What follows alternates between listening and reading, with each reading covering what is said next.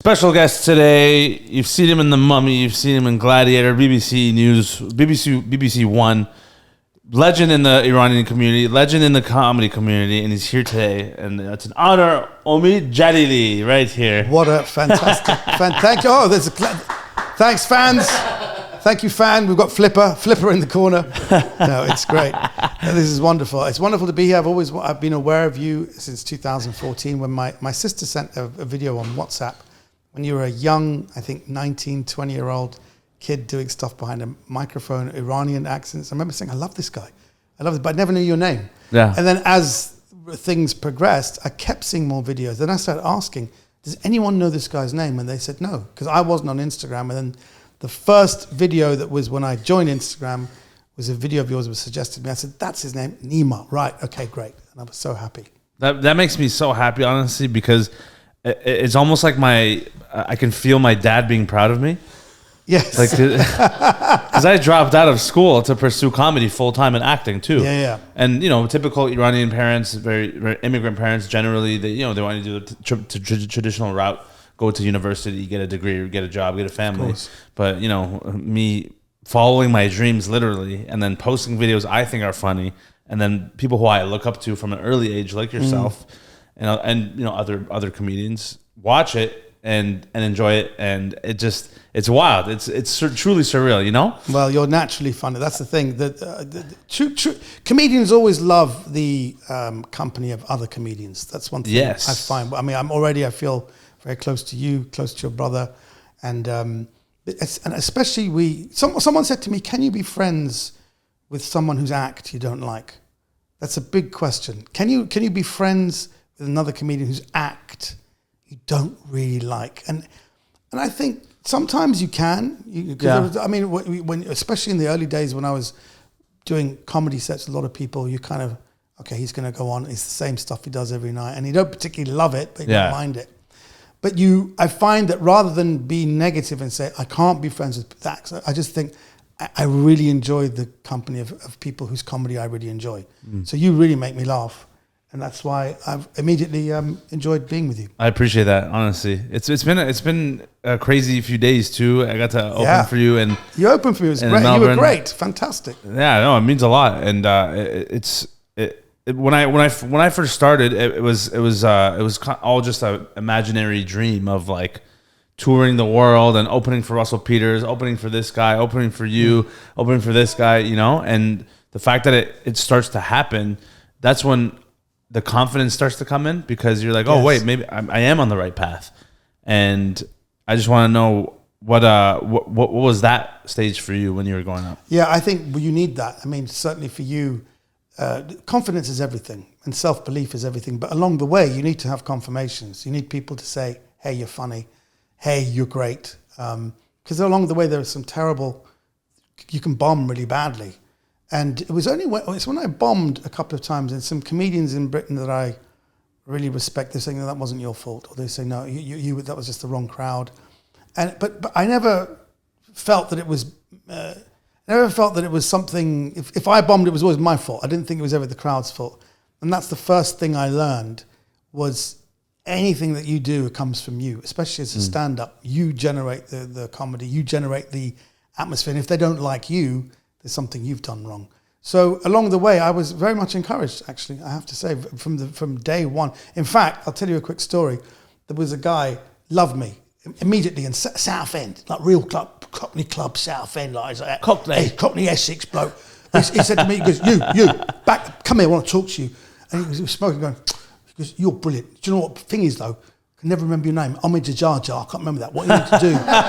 He goes, I've already forgotten your name. What you got to do a photo shoot, get yourself a turban, Alibaba pantaloons, and call yourself Alibaba, the Sultan of comedy. He goes, I'll tell you, we get a lot of work that way. And I said, thank you. And then about 10 years later, I saw him outside the BBC. His name was Smash. He goes, all right, mate, it's Smash here. I said, oh, it's Smash here. He goes, what are you doing here? I said, I've got the show. He goes, what show? He goes, I said, my own show, the Omid Djalili show. He goes, did you do the turban? Did you do the Alibaba? I said, no. He goes, do you know what? You would have been here 5 years earlier if you'd taken my advice. 5 years, that was 10 years ago. So, but still, it was people like that who are proper salt of the earth people that gave me the encouragement. So you always need encouragement. Yeah, even though you didn't really follow what he wanted you to do. No, I didn't. Yeah, you have to follow what they. Yeah. But every now and again, if there was a big comedian that come along and just said, "Wow, that you were great," or if they stood. One thing I realized, the best thing that happened when I started doing the Comedy Store in the UK, when you sit in the Comedy Store, if there's a really good comedian, you go out and you watch them. Yeah, that's the thing. And then I realized I wasn't that kind of comedian. We sat there, I go and do my bit, and I come back, and they're all still talking, and it made me think, I'm still not there yet. I want them to get up and watch me. So they never really watched me. And then it took about 2 years of really honing the act. And then it was 2002 where I realized when I came back, they were all coming back into the room. So they're all going out to watch me. And that was a lovely thing. And that was, I think, the next stage where you get a big boost where actually I think I can take this to the next level. So yeah, love, encouragement, advice, learning from mistakes. That's another thing. I used to see a lot of comedians never learn from mistakes. So like you see a comedian doing his 5 minutes and they said, no, we don't want you. Then he comes back a year later. He's got the same 5 minutes. I said, why don't you change? You should be changing. You should be adapting. You should learn that bit never got a laugh. Why are you still doing it? And I tell people, why are you doing that? He goes, I don't know, I just like it. I said, well, it's stopping you from progressing, cutting it. And cutting, that was a big thing. The stuff that I really love doing that just wasn't getting laughs, but I had to let go. You have to let go. You got to cut. What do you mean? What do you mean by cut?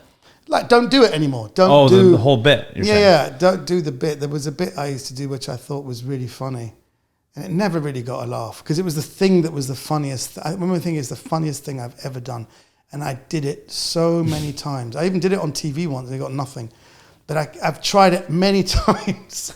I still think it's the funniest thing I've ever said. And I did it in the mirror, and I was lightheaded. You know when you're lightheaded and you laugh. I something to do it in the mirror.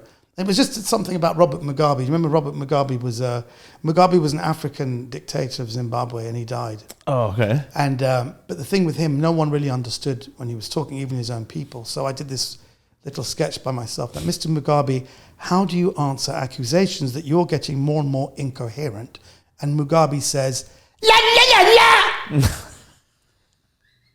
And I was on the floor in a fetal position. And every time I've done that on the stage, people just like, at the beginning, you kind of looked at me thinking, where's this going? But that's it. Oh, but then that's that where was it. I didn't do anything more. Oh my God. It was just the sequence of la la la la.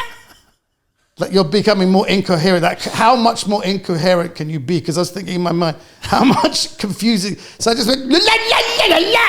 That's the most incoherent a human being could possibly be. I'm glad you're laughing now, but I have to explain it. I have to explain it before people laugh.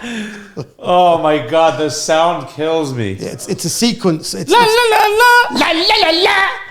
Because it almost sounds like he's giving a speech. Yeah.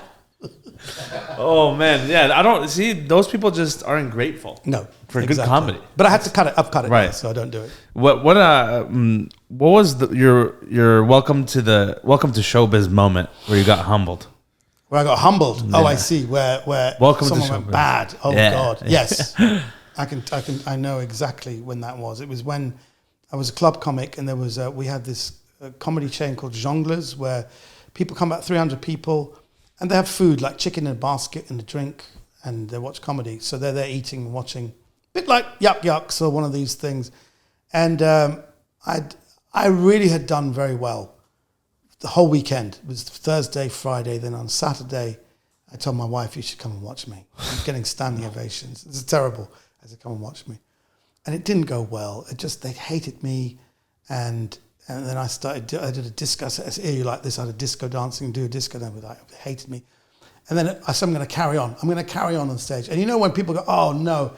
And then they start this chant of off, off. Oh, like get off. It means off, off, off. It's coming out. And then you look at someone, it's like a Scorsese zoom. Someone's going off, off. And you look at someone else, another zoom, they're going off, off. That's like the middle finger. They're doing that. Get off. God. And I looked at the back and I saw my wife was clapping, going off, off, off. She was like, and I said, I got off. She goes, let's get out of here. And I said, why were you doing this? Because she started it because I had said, you know, when you're bombing, as you said, well, I'll do another half an hour. And she goes, "Oh my God, we've got dinner reservations. I've got to get him off." That's so hilarious. she started a chant to get me off and to get me out of there because it was going badly. You were just not aware. And that's when I really realized. And there were a couple of well-known comedians that saying, "Oh God, that was bad." I couldn't show my face. There was an evening show. I didn't show up for that was a 7 o'clock show. I never showed up for the 10 o'clock show. Wow, really? I was so embarrassed, yeah. And that was my, wow, you're only as good as your last gig. Wow. It's bad, isn't it? Your wife started the chant. Yes. Isn't that bad? Oh, it's man, terrible. you gotta love it. I gotta love it. Yeah. She's funny. I mean, she's the kind of person. You need to be with someone who makes you laugh. She would. I would say, I'm in my 50s, and if I never met you before, I probably want to get to know you, and I'd make a beeline, trying to start something romantic. And without apology, because I want you to know, I do not feel the same way about you at all. You come in the room, I'm gone. Wow. It was like, so, and it makes me laugh. But she kind of got me into comedy. Yeah. Oh, really? She was at university with some people who went on to become famous comedians. Oh, really? And she said, "I think you're as good. You could do this." So it's very unusual with a partner, because usually wives of comedians and girlfriends of comedians, they get divorced and they can't handle it. But mine actually suggested I do it. She goes, "You're really funny. You should just get up and do it." And help me write my first jokes. Oh, wow.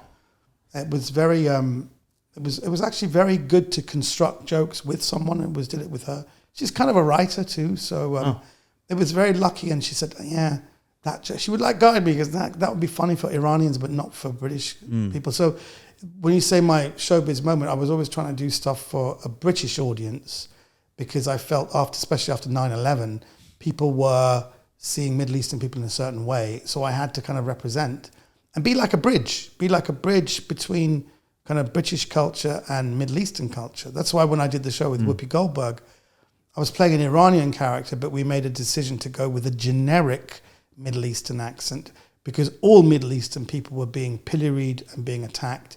So that was a lot of Iranians saying, "Why is he's not doing an Iranian accent?" And I said, "But it doesn't matter. I think it's better if it has more energy. There's more energy with that. Like when you did the wallabi. It's way more energetic." Yeah, it hits. And we went with that because after 9/11, we saw Sikh people were being killed, and Arabs and Egyptians. So we made that decision to go with a generic, because I quite like that generic accent. Yeah. And so that's where I suppose the writing was towards a British crowd, which is why Whoopi Goldberg said to me when I was about 37, "You can't stop doing comedy, because you're like," she actually said to me, "You're like the Richard Pryor for brown people." And I said, don't come, because no, you are, because you're the first. So what Richard Pryor did was that he spoke to the generality of middle America to make them trust him. And then as he went into his 40s and 50s, he did more authentic comedy. And that's what you need to do. You need to find your authentic voice, because at the moment, you're just pleasing Middle England, Middle America. We need to see the authentic you. And I think that's slowly coming finally. Yeah. Do you feel like you had a responsibility to pave the way for all brown people, or at least Iranian people? I that wasn't a conscious thing. But by doing it, it kind of happened. So I noticed, like when I was 40, there were a lot of kind of Indian and Pakistani, because I tell you, because of you, I'm doing comedy. And I watched them, and they said, "Please stop. And don't bring my name up into this. Don't rope me into this." So that's what would happen. But now there were some good people. There was certainly in England, there were some really good comedians who they all say that my very first, there was a show called Live at the Apollo where it was I was in the very first series, and I think it made everyone who was an ethnic minority think, "Hey, that's something." Actually, even some black comedians said, "Maybe I can do this." Yeah, maybe. Can you hear me okay? I haven't been putting my... You're fine. Yeah, just pointing more closer to your mouth, for sure. That's better if I do that. What is milk, by the way? Oh, yeah, if you want some milk, you can put it in the coffee there. Yes. It's proper milk. It's really good milk. Oh, is that the nice... Proper? It's proper, isn't it? It's proper milk, isn't it? Yeah, bro, like it's a good milk, yeah? That's delicious. Not bad, right? Oh my God. Is it Australian milk? It's fine? It's fine? Yeah. I'm so sorry, Omid John, because I always leave the mic. Yeah, I know. That's why, because these mics are not like a stand-up mic where it's more omnidirectional. It's unidirectional. Yeah, so I need to do it like that. But but do you? So where did you meet your wife? She was a friend of a friend. In your hometown? In London. She went to a university in... actually, let's not talk... You know, she doesn't like me talking Oh, about yeah? it. Okay, Let's no not worries. talk Okay, about no it, but problem. anyway, No problem, yeah. find another tack. Yeah.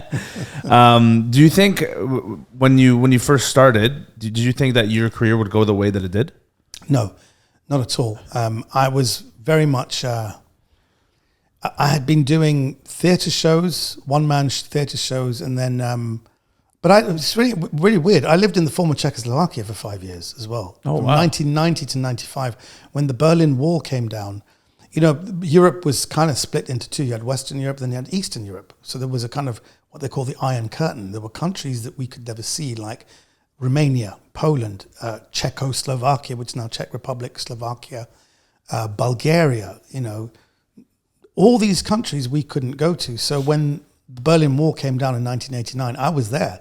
I was at the wall with David Hasselhoff singing. David Hasselhoff showed up and was singing. It was the most incredible night in my life because we really felt that Europe was now united and, you know, we're all going to be, the world is going to be one and there's going to be world peace. And we really thought it was the beginning of something. And then someone said, they've got a velvet revolution happening in Czechoslovakia. And I said, yeah, let's go there. And I started up a theatre company. I started working with Czechs and Slovaks.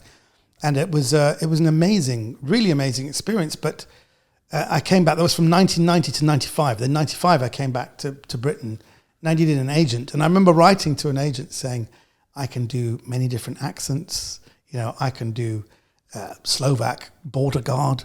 I can do a Bulgarian Jewish waiter, you know. And it was all this, and then they came and saw my stand-up at the Edinburgh Festival, and they took me on.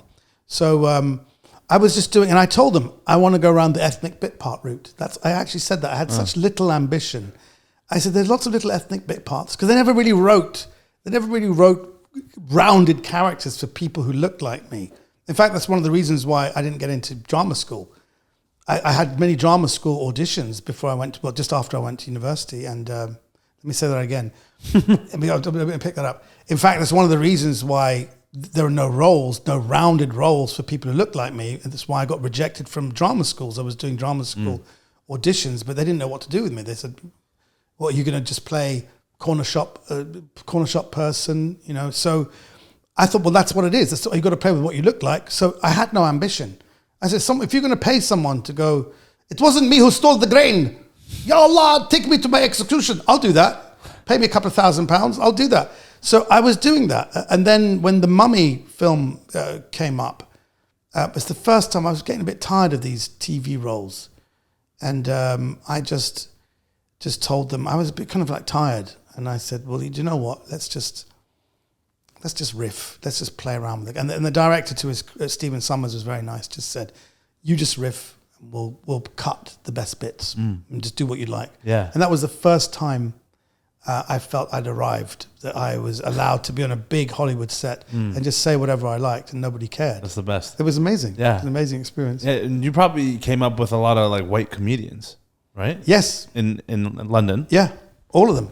I know them all. There was a lot of white guys. Yeah. A couple of Jewish guys. I kind of gravitated towards the Jews and the Irish. Yeah, because they're a little bit immigrant-y compared to the other white guys. Because in the 1960s, they'd always, like in England, they say, no Jews, no Irish, no blacks, no dogs. Oh, my God.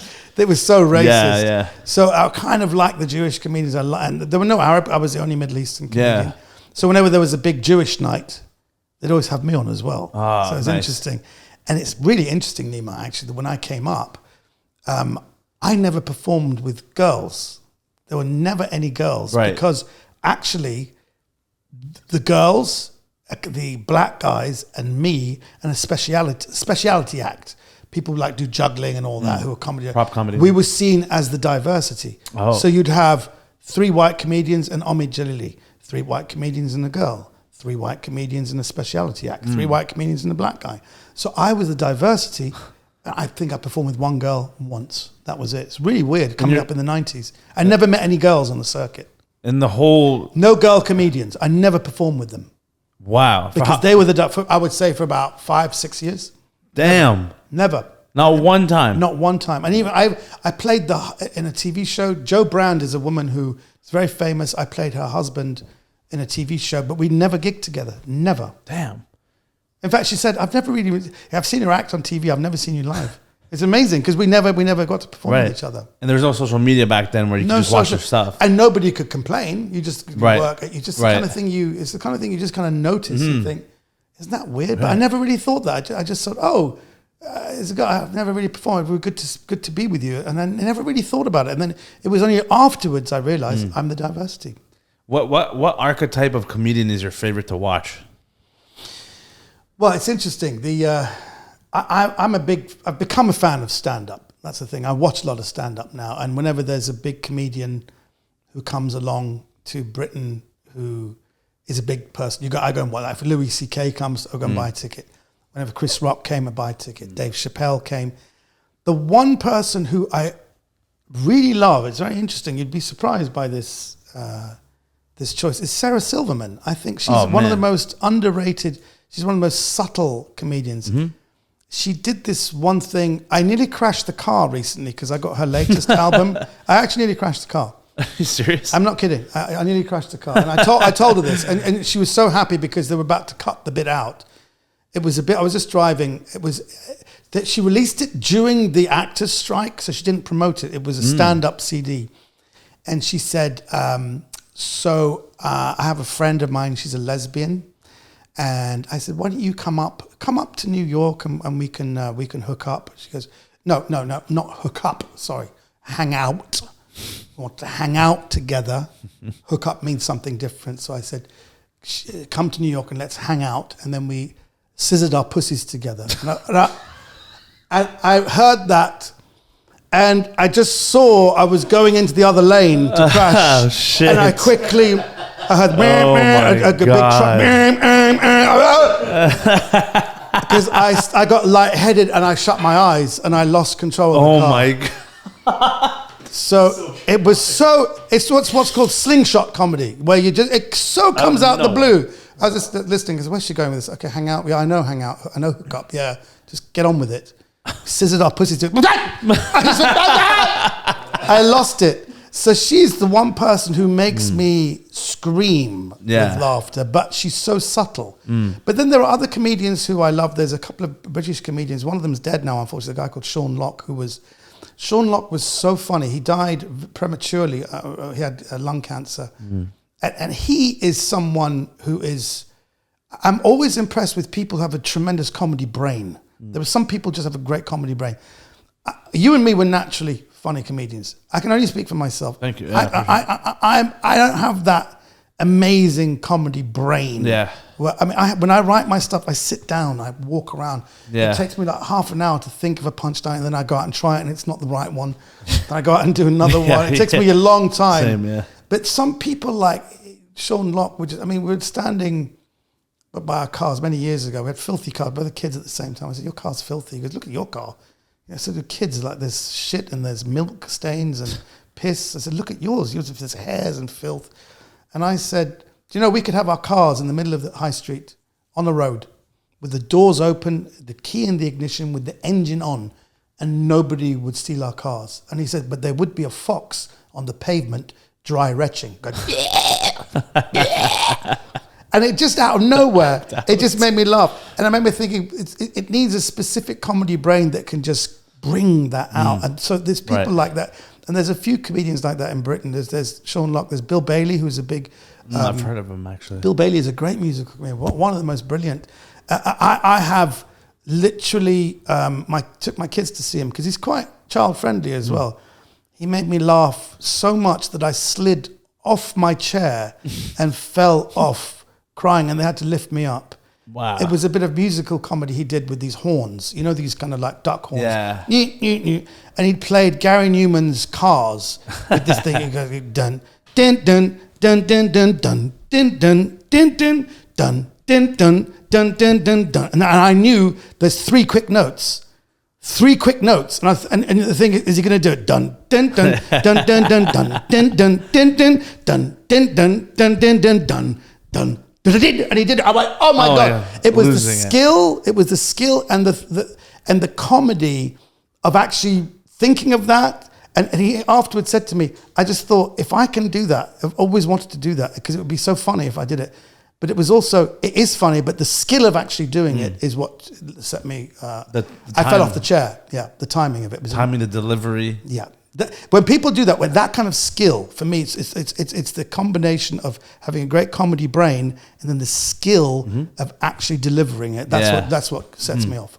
Yeah, no, that's a very thorough answer I've given. No, it's great. That's exactly what this is for. That's why I love it, and I agree. I'm very naturally funny as well. At least I think that of myself, and other people have told me my whole life. Yeah. And just like you, and I see a lot of myself in you as actually, to be honest. Yes. And that's why I feel like we get along, and you're like little me. You're very. You actually even look a lot. I'll show you some pictures. I look a lot like you when I was younger. When I was 29. Am I going to be bald too when I? Looking at your hair, no, I don't think you will. I was already at 29. I was losing my hair. Okay. Already. We're good. We're on a good path. We're on a good path. But no, I agree. There's people that. But by the way, Neema's losing weight. He's looking great. You're trying. Very soon. It's very tough. I swear to God, soon he's going to walk into a pool hall and start chalking his head. That is how thin he's going to be. He looks amazing. Merci, I appreciate that. My dad's gonna definitely watch this. Like, your Farsi is terrible, because he. Farsi teach us. No one teaches anything. Yeah, because nobody gave me. I went to Persian classes. I swear to God, I did too. Did you? Did too, but he did too. But they sent me late. I was 14. I'd sit with a kid called Ramteen. And then they said, okay, there's a Ramteen beast, Bahar, Nuzda, Omid, Menhaya Charda. This kid going, Khak to Sarah. I said, Khafisho, Tuki asti bacha hafsala. Who the hell are you? There's a kid trolling me. Khak to Sarah. So I said, Mom, I can't, I'm too old. I would sit in the small chair. I'm a big kid with a moustache. Sat there with 7 years old and getting the worst grades. I said, please don't say. I said, I did year 1 and year 2. That's all I did. Oh, that's so hilarious. That's why I get so happy on Instagram when I see people in Persian, even if they're swearing at me. I love it. I can read say, Omid Djalili khikiye khar koste. I said, I get so happy I understood the swear word. It's great. Oh my God, that's funny. If anyone listening or watching who don't understand Farsi, he was pretty much saying the insults you get online, now he can understand. It's terrible. I can now understand. It's like, but now you can press translate. Yeah, exactly. It's different. I get those too, though, sometimes, right? But what I do, I'm too lazy to read it. I just send it to my mom. It's like, what does it say? Oh, really? Or my dad, too. He's like, Kesafate bishur. Ozgan. It's donkey, idiot. Yeah, exactly. Stupid guy, fat, lose some weight, please. Yeah. I get that a lot. Don't say you are representing Iran. You are making fun of Iran. All this, we are ashamed of you. Khak to Sadat Pedas. Khiki khak was the binamus. Translate that. Yeah, it's amazing. I said, wow, but I love it. I just like it straight away. Yeah, I do that. Oh man, That's so funny. I was getting a lot of that as well.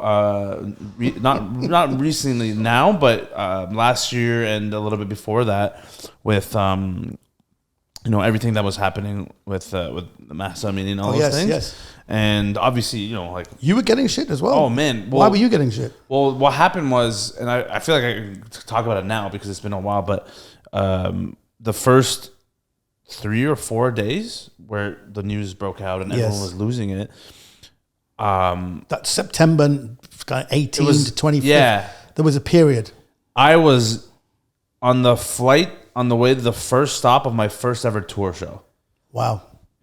Okay. And me and him were together. I already had the runs because we got food poisoning the night before. Okay. So now I'm dealing with that on a plane. Right. And then one day, pretty much 1 or 2 days after it happened, and I didn't post anything about it because, it's like, I don't know what's going on. I want to look into myself, right? I don't want to rush into it. Yeah. It's like, take your time. Take your time. Like, I have to analyze for it. I'm getting ready for my first ever stand-up tour. And it's a big milestone in my own career. It's like I've worked so many years towards this, and it's like all these things running through my head. 2 days goes by, and we didn't post anything about it. All of a sudden, just got flooded with hate. Oh, because then you were posting other things. Why are you posting this? You should be posting. We actually stopped posting anything just out of solidarity. Actually noticed that, yes. Yeah, well, because we're like, all right, man, like, at least if we don't know what to post, let's not post anything. Better to stay silent and not say anything than say the wrong thing, or at least make it worse by still posting like funny stuff in a time of seriousness like that. So yeah, man, it was wild, and I'd never experienced anything like this before. Yeah. And it was probably like hundreds or something like that. Like it was intense. People were sending videos to me, going into his DMs, like sending threats to him, like because like, why are you not posting your disgrace? Like crazy shit. Yeah, and I'm like, well, hold on a second. First of all, I just heard about it 2 days after it happened, so I'm like, I'm still analyzing. And also, I don't know, I was born and raised in Canada. I don't know that much about my own country, unfortunately, to that extent that most people might know. Yeah. And it's like, let me talk about it with someone first, like my dad, my mom, you know what I'm saying? Someone who's closer to it or whatnot. And so, that was definitely one of the first times I got a bunch of hate for something like that. And it's a difficult one because I got it from the other way because I was in Australia. Actually, I was doing a show in Brisbane, and I had posted when I was in Fiji. I sent a post on the 20th of September, just to give my support and say I stand with the people, kind of thing. Just a small thing, but that was also a concerted thing. There was a whole bunch of us DMing each other and saying, "Listen, we need to say something. Can we all do it together? Let's not be in isolation because one of us might get shot down." So we kind of did that. But then when I got to Brisbane, the Iranian promoter, that was saying, I think we might have to cancel the show. I said, why? He goes, there's a guy on the phone saying, you should cancel the show. There's people dying in Iran. And he was like really shouting and he's upset. I said, give me the phone. He goes, Omid Jan, you have to cancel I'll tell you, cancel the show tonight. No one wants to come now. People are dying. They are dying on the streets of Iran. Who wants to see comedy? You should not work tonight. And I said, okay, where are you calling me from? He went, I'm at work. I said, so you're at work telling me not to work? He goes, yes. He goes, okay. And he put I have to call you back. And he put the phone down. He put the phone down. So the fact that from that, then I then started calling Max and Maz and saying, guys, we have to put it out that now is the time that people should come out and support each other. Now is the time for us to keep going on stage. Talk about this. Let's do jokes about this. Let's put this out in the consciousness. We can use our platform to do it. So actually it's interesting. They were giving you shit for not posting. They were giving me shit for performing during that time, thinking it was wrong to even laugh, that we should be ghamgeen and not poor. Right. Actually, what I decided to do was a conscious decision because it's different for me because I'd done a show in the Persian language for BBC Persian. Right. It was called Emshab ba Omid, and it was repeated all the way up until September 13th. When Mahsa Amini was killed. So a lot of Iranians kind of, because it was beamed into Iran, and look, bear in mind, I'm a Baha'i as well, and they were like saying, how come we're allowing a Baha'i on Islamic regime television? This is wrong, and he's doing comedy. Our own comedians can't do comedy. But a lot of people noticed that, and they were saying, that was, again, one of the things that, it didn't loosen, I'm not saying it's anything to do with me. Some people have told me it was a kind of nail in the coffin of younger people saying this is wrong, the TikTok generation. There's a comedian in England doing stuff in Persian, in his Farsi kiri, and my Farsi is not very good. And they were saying, why is his Farsi is not very good? I said, motherfucker, I was actually raised in England. You should be so lucky I could string two sentences together. But they said that was something that was really affected people. And then so I was involved. And when you're involved, then you realize the first thing they do is cut the internet. So the only thing you can do is go on the Telegram channels. My Farsi is not great enough. I put it into Google Translate, then I could think, I can kind of see what's being said. And then I tweet with what I think the people of Iran were trying to say. So I was giving journalists stories. So then if I tweet, then the next day there'd be a story in the Daily Mail, the story in the Times, there'd be a story in The Guardian.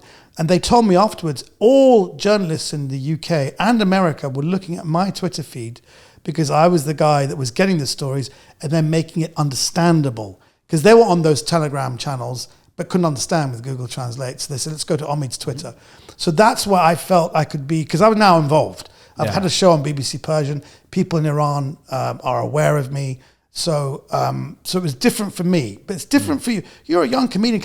I was a man in my 50s who's already involved. Yeah. It was something I had to do. And by the way, it was a big thing. We were all talking amongst each other. Yeah. Myself, Sina Valiullah, Max Amini, Tehran. It was like a kind of, we even had Instagram lives talking about it. I remember. And we were like saying, we need to kind of give our Instagrams over to these people. And Max Amini did a fantastic job speaking to Ali Karimi, Reza Pahlavi. He kind of went full on with it because his Farsi was better. I couldn't do that. Yeah, of course. So it's a very different. I'm glad that you talk about this, but it was actually not for you to do anything. But if you were getting hate, that's wrong, and that's the one thing I can't stand about any culture. It's not just Iranians. We're very, we have a go at people if they don't doing what we think they should be doing, and that's completely wrong. Well, the thing is, I fully agree, but it's not like I don't care, and that's not the case at all. Because of course I do, right? It's a part of who I am in a way, right? Of course, because that's where my parents are from. My family's from there, so I have a lot of compassion for. That's what I'm saying. It was wrong for them to attack you. Well, that quickly, at least, so stupid. For not even doing anything. But that's also the toxic part about having following on social media. Yes, is that people now they think they know you, and so they think, oh wow, if I'm going to follow you, then you have to post about this now, and it's and that's where it gets tricky because now you're following me under your own conditions. Yes, you're following me with conditions, whereas I'm saying I don't want you to follow me if there's conditions. Follow me if you want to just follow and have a laugh, because that's what my page is about. I didn't start this in 2014 to raise awareness about anything. Like obviously, if it's something that means a lot to me, and it's like it's about my culture or something that I know about, it's a battle I can fight. Then of course I will raise my voice for it wherever I can. But ultimately, the purpose of this page and this channel is to make you laugh, and that's bring joy. You're spreading joy. This is my work as well. Like you said, the guy who's like he's at work. That's the example we're making. We're like, well, what are you? He's like, yo, you stop posting videos, and this was like after a month or so. I'm like, well, if I stop, how am I gonna survive? This is my job, so it was just very tricky at the time. But go ahead. Too, just you guys can just echo my voice later, but it's hard when they started now calling my mom names. What? You're not really Persian. My dad's Filan. Right. And then we started to get death threats at our shows. So that's what prompted us to have to bring security guards and take extra measures and think about, well, I don't know, like I've never been through this before, so what do I do? Like I have to take every threat legitimately. Of course. Right? It's kind of like that adage of you treat every gun as if it's loaded. That kind of idea. Yeah. So at that point, you're just like, well, man, like what is happening here, right? Like, how did we get? You get to this point where you're like, man, this page, to his credit, was made to bring people joy and lightness, and people then turn around and they're like, yeah, but if you're gonna quote unquote make fun of Persian people, it can't just be one-sided. And I'm like, that was never what he was doing in the first place. No. He was trying to highlight his childhood, his family, my life, my mom's life, where we grew up from, etc. It was never to make fun of anybody. So if that's what you started, that's your base starting point, you've already missed the point. And then to think that like because of his silence, his violence, and these kinds of like fun little buzzword things that people say, it does. So then you do say something, and then we get the following message: oh well, now it's too late. Or it wasn't too little, sufficient. too late. Yeah. Oh God. And so the only thing that I came up with was like, I and Neema together as a team know how to do one thing. We know how to make people laugh. We know how to get people in a room and make them laugh. So I was like, let's do a charity show in Toronto, which we did. We did it a few days after the moment we had a break to come back to the East Coast of Canada, where we're from, like the more eastern central coast. We did a show. The venue graciously offered their space. We sold tickets, donated every single cent and dollar to it. And at least it went to some children in Balochistan, and it helped finish 2 or 3 schools for girls schools, to pay for like books and notebooks. Wow. And I'm not saying that to get like a pat on the back. I'm just saying that's all I knew how to do. He knows how to tell jokes. I know how to get people into a room. Exactly. Yeah. And I was like, well, this will at least help these poor kids who are clearly living through whatever, some kind of turmoil, Yeah. And so we just did what we knew hopefully would help. Exactly. That's all we tried. We tried it our best, and as the great Gary Vee will say, it's like we know our context. We understood our own truth. We know what we were trying to do. Yeah. If other people are going to misunderstand it, that's by definition out of my control. So. And you should never even feel bad about it. And I think that at the end of the day, people, it's so instant. I get that on Twitter a lot. Any thoughts on this, Omid? Or any thoughts on this? Any comment, and you think, well, I've not even seen the news today. What are you talking about? And I think we should never, ever bow to that. And what you're doing is so good. I think we must never forget the whole aim of comedy and bringing joy. Actually, what you're putting out in the world, a laugh that someone had, when people say, oh, thank you, I needed that laugh. Because when you're in a state of joy, you can think more clearly. If you're depressed, you make wrong decisions. If you're feeling awful, things just get worse. So actually, to do something that makes you laugh. Like a doctor friend of mine said, if you ever get COVID, just sit in bed and laugh at Instagram reels. And I did that. And actually, the family all had COVID for 8 days. I was clear after 3 days. I was laughing my ass off. Actually, that's what it helps. It actually is good. It has a great effect on the body as well. So let's never forget what we're trying to do here. Yeah, 100%. Yeah. Even just recently, you can tell this Yeah. story. We got an email from somebody who's going through a very heavy and difficult time, and said to Neema, like, it's to some degree or all of the degree because of your content that I have some semblance of hope. Or Exactly. Yeah. out of bed. Fantastic. And other examples that are less Yes. than that. Right. And we had to literally intentionally go back and read some of those and be like, oh, Right. yeah, like this is why I'm doing it. Yeah. It's for these people who are bonding over his sick mother's bedside in a Yeah. hospital. Yeah. Who laugh at his videos with my mom. Right.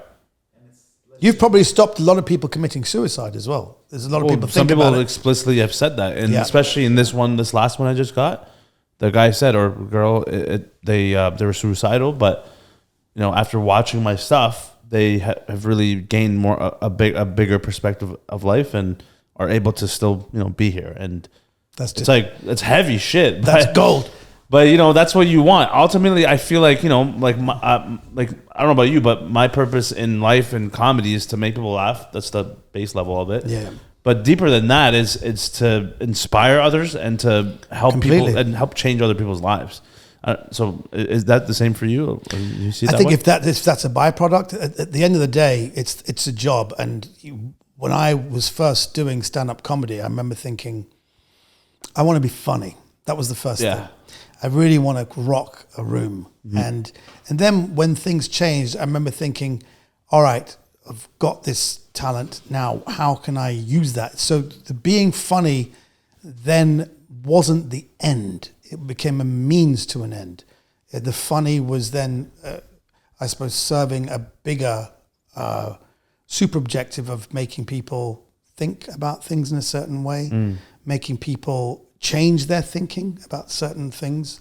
And I'll give you an example. There's something, it's about having influence, actually. Once you have that power, it's having a bit of like positive influence. They say life is changed by philosophers and well-meaning comedians. And I really wanted to be a well-meaning comedian. So in 2014, I don't even remember, there was a journalist called James Foley who was beheaded by ISIS. And they called ISIS Islamic State. So on BBC said, today Islamic State beheaded James Foley. And I remember watching that thinking, which Islamic State? Who did that? So I was Googling it. I bet it's Egypt. That they're going to do that. And then I went on IT, another channel, Islamic State did this. And for 2 or 3 days, it was like Islamic. Then I went, okay. So it's a terrorist group calling themselves Islamic State. I didn't get it. So I sent a tweet. I said, dear BBC and all TV channels, can you stop calling them Islamic State? Because there are no Islamic states I know who would condone this. Can you please refer to them as the group calling themselves Islamic State? I sent that like 2 days after the death of James Foley. Within a week, they start saying the group calling themselves Islamic State. Then it became ISIS. Then it became Daesh. And a few years ago, someone at the BBC goes, there's a guy. I said, what? He goes, you're the guy. We saw your tweet and we changed it. We had an internal meeting at the BBC and we changed it. And I thought, wow, okay.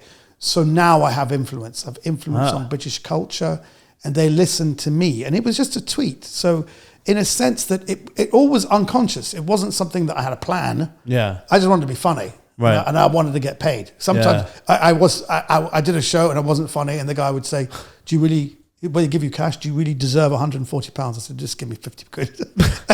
And he would we'd haggle about how much. Are you serious? That would happen? Yeah, I just give me 50 pounds. Just give me my petrol. I've come all the way to Bristol. Oh, just God. give me my petrol fee. I wasn't funny enough. So I just wanted to be funny enough. Right. You know, like when people say, "Are you man enough?" Man. So I just wanted to be funny enough. Yeah. But as you get older, the parameters change, the motivation changes. So now it's about how can I use. That's why the show that we're doing together now, I'm beginning to start taking on the bigger things, because people do look at me. They want to. What are your thoughts on Gaza? What are your thoughts on the woman life freedom?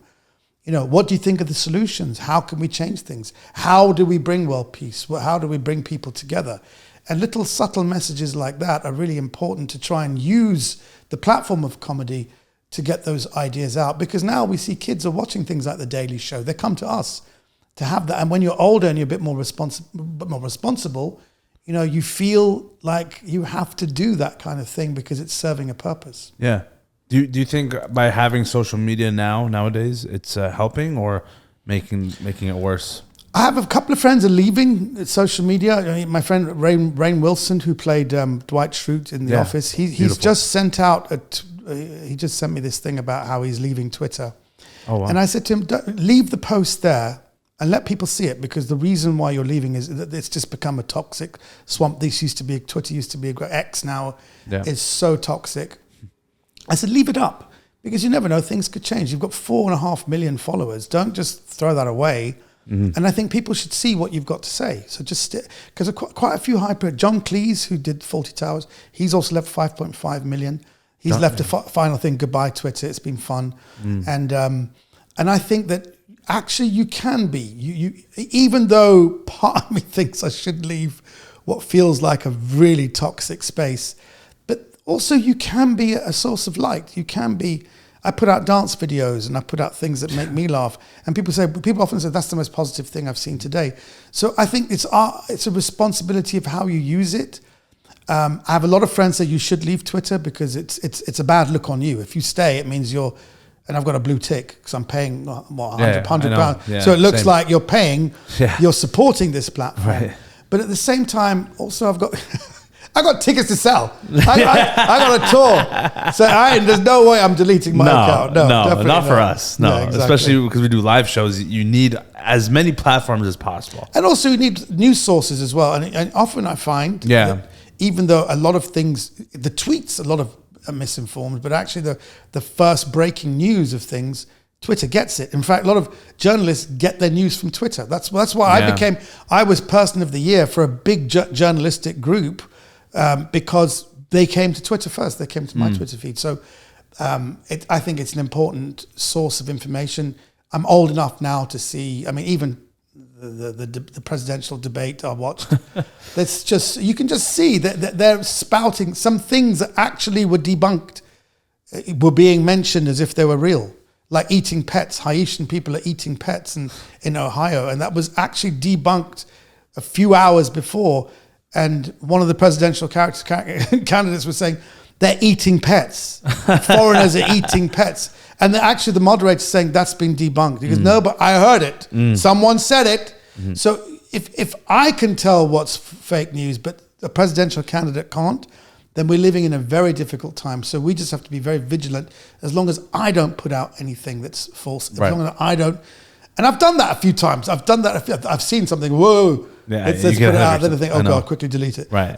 So I just got to be more vigilant. So no, I won't leave it, but I'll just be vigilant about my own output. You've mentioned to me briefly when we met for the first time at the show in Melbourne, but was there a time where you were getting cancelled? Yes, I think being cancelled is it's a real thing. That's another. People say cancel culture is not a real thing, and actually, it really is. They tried to cancel Jimmy Carr. Actually, if you see Jimmy Carr's show, he goes on and he says, he's a great comedian, and really, in fact, there were people. He loves it when people make fun of him because Jimmy Carr on podcasts is very different to Jimmy Carr. Jimmy Carr on podcast said, life is great. Sick. We should all just be together. And I know. Then on his show, he goes, I was taking her up the arse. And then it's all like, I know, ridiculous.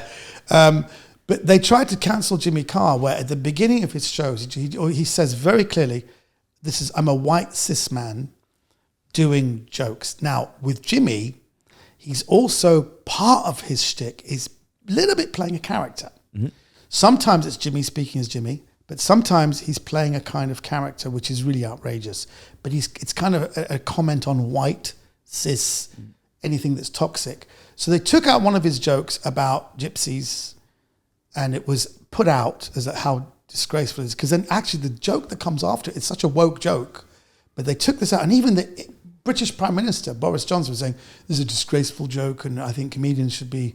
They were trying to cancel him. They've tried to do this a few times. Yeah. And even some of his own friends, other comedians, were saying, this is a disgraceful joke and all that. And I think, go back on your tweets, dude. A month ago, you went to his show and said what a great show it was. Yeah. So this pile-on they have on comedians... And by the way, we should know, whenever this kind of thing blows up, is because governments are trying to hide some other bullshit that's going on. There's a distraction. So we should be very well aware of whenever they're trying to cancel someone is to kind of cover something else. But with me, it was the cancellations have been 3 or 4 times where, and when you're cancelled, it just means you've got to like lay low, say nothing on social media, just keep quiet for a bit. And I can't say I enjoyed being cancelled. Because it means that you get a message, that show you're doing, you're not doing it anymore. Oh. You know, it's a bad thing. Like you're on a sitcom, the sitcom is, in one case actually, I said that I was taken off the sitcom, but actually the sitcom was taken off. It was gone because I was on the sitcom. So Jesus. Some people are pretty pissed off with me just by being Middle Eastern. Yeah. That was after 9/11. But yeah, it is a real thing, and it's a difficult thing to handle because comedians, we never aim to offend. We just want to make people laugh. That's the thing. So if they've taken out... But the thing is, I have to say, I'm very lucky that I have kids. 3 kids. So always immediately... If I put a story up the other day that was really funny, and the headline in the post was NIGGA be high. Okay? I can't say the M word, but NIGGA be high. Right. And the post said, we've got your kids... And it was a text exchange. We've got your kids, and the text comes back. What are your demands? And the next one goes, no, man, this is a care center. We've got your kids. Come and pick them up. It's past 5 o'clock. Oh man, I'll be tripping. So it's a very funny thing that someone says, we have your kids. Right. What are your demands? He immediately thinks they've been kidnapped. Yeah. But my son, within a minute, says, hey, that looks like you've written NIGGA. Take it down. Oh. And I said, yeah, but it's funny. He goes, no, it's very funny, but it looks like you've used the thing, and don't risk it. Oh. Okay, so I deleted it. It was up for about 5 minutes. So I have my own kids looking after they're you. looking after me, and they come to my shows. They say, no, why are you risking it? What are you gaining from going into that risky thing? You're just going to get cancelled. You're funny anyway. And I have to tell you a story. Please do. This will tell you a lot about my kids. My kids came to see me once without their mother. My daughter was 17, my son was 14, and my 10-year-old was there, 3 of them at the back of the car. They come to see the show, and we were all driving home. And nobody said anything about the show, nothing. So we were driving, it was about an hour's drive. So after half an hour, I said, guys, none of you have said anything. You're going to have to say something, otherwise I'm going to throw you out, because this is not right. You have to say something about the show. And they start conferring. I said, okay, you're conferring. So can you please... just announce one person to be the spokesperson. So my daughter... Sorry, what do you mean by conferring? Conferring. They start to talk, discussing amongst themselves. Who's going to speak? Right. Let me say that again. So, no. So I said, guys, you're going to have to choose someone to say something. So they start talking amongst themselves. Who's going to speak? My daughter says, they've nominated me. I said, okay, I'm all ears. She said, we have a question for you. I said, okay, so your feedback is in the form of a question for me. They said, yes. The question is, if you go to a Michelin-star restaurant and you're given a plate of food, it's very beautiful food, but on the side, there's a speck, this is the words, there's a speck of human excrement, is what they said. Like a little speck of shit. I said, well, like a speck of shit? He goes, yes, we don't want to say that. But a little speck of human excrement. What would you do with that food? I said, I'd give it back. They said, that's kind of how we feel about your stand-up. I said, about my stand-up? Because, yeah, it's good, it's a great plate of food, but you say a few inappropriate things that are little specks of human excrement. And the 10-year-old says, yeah, I can't recommend you. I said, you can't recommend me? Who the hell are you going to recommend me to? I don't need your recommendations. Yeah. So they had a conference about, they talked about it. How do we tell him? Wow. So you realize actually, but also as they've got older, they're looking out for me as well. Because they're also saying the audience doesn't like it. We're in the audience. Then you say something sexual, you say something that's not, the audience doesn't like it because that's not you.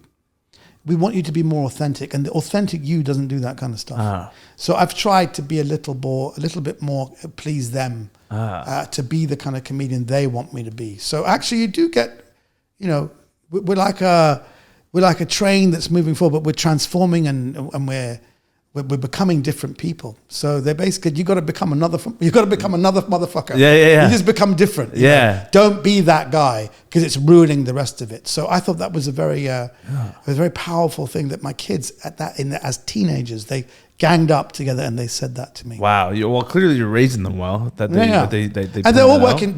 We have a production company now. Oh, all as a family? They're all, That my daughter's an editor. My son's a director. Oh, wow. My other son's a musician. Oh, amazing. And they all have opinions, and it's all, and actually we do have a similar sense of humor. We do, if something's funny, we all think it's funny. There's a few times I think something's funny, but then again, as a comedian, our sense of humor is a little bit more, I suppose, harder. Yours? Yeah, than younger people. For sure, 100%. So a lot of they said, "Dad, that's not funny." I said, "Well, you go and win some comedy awards."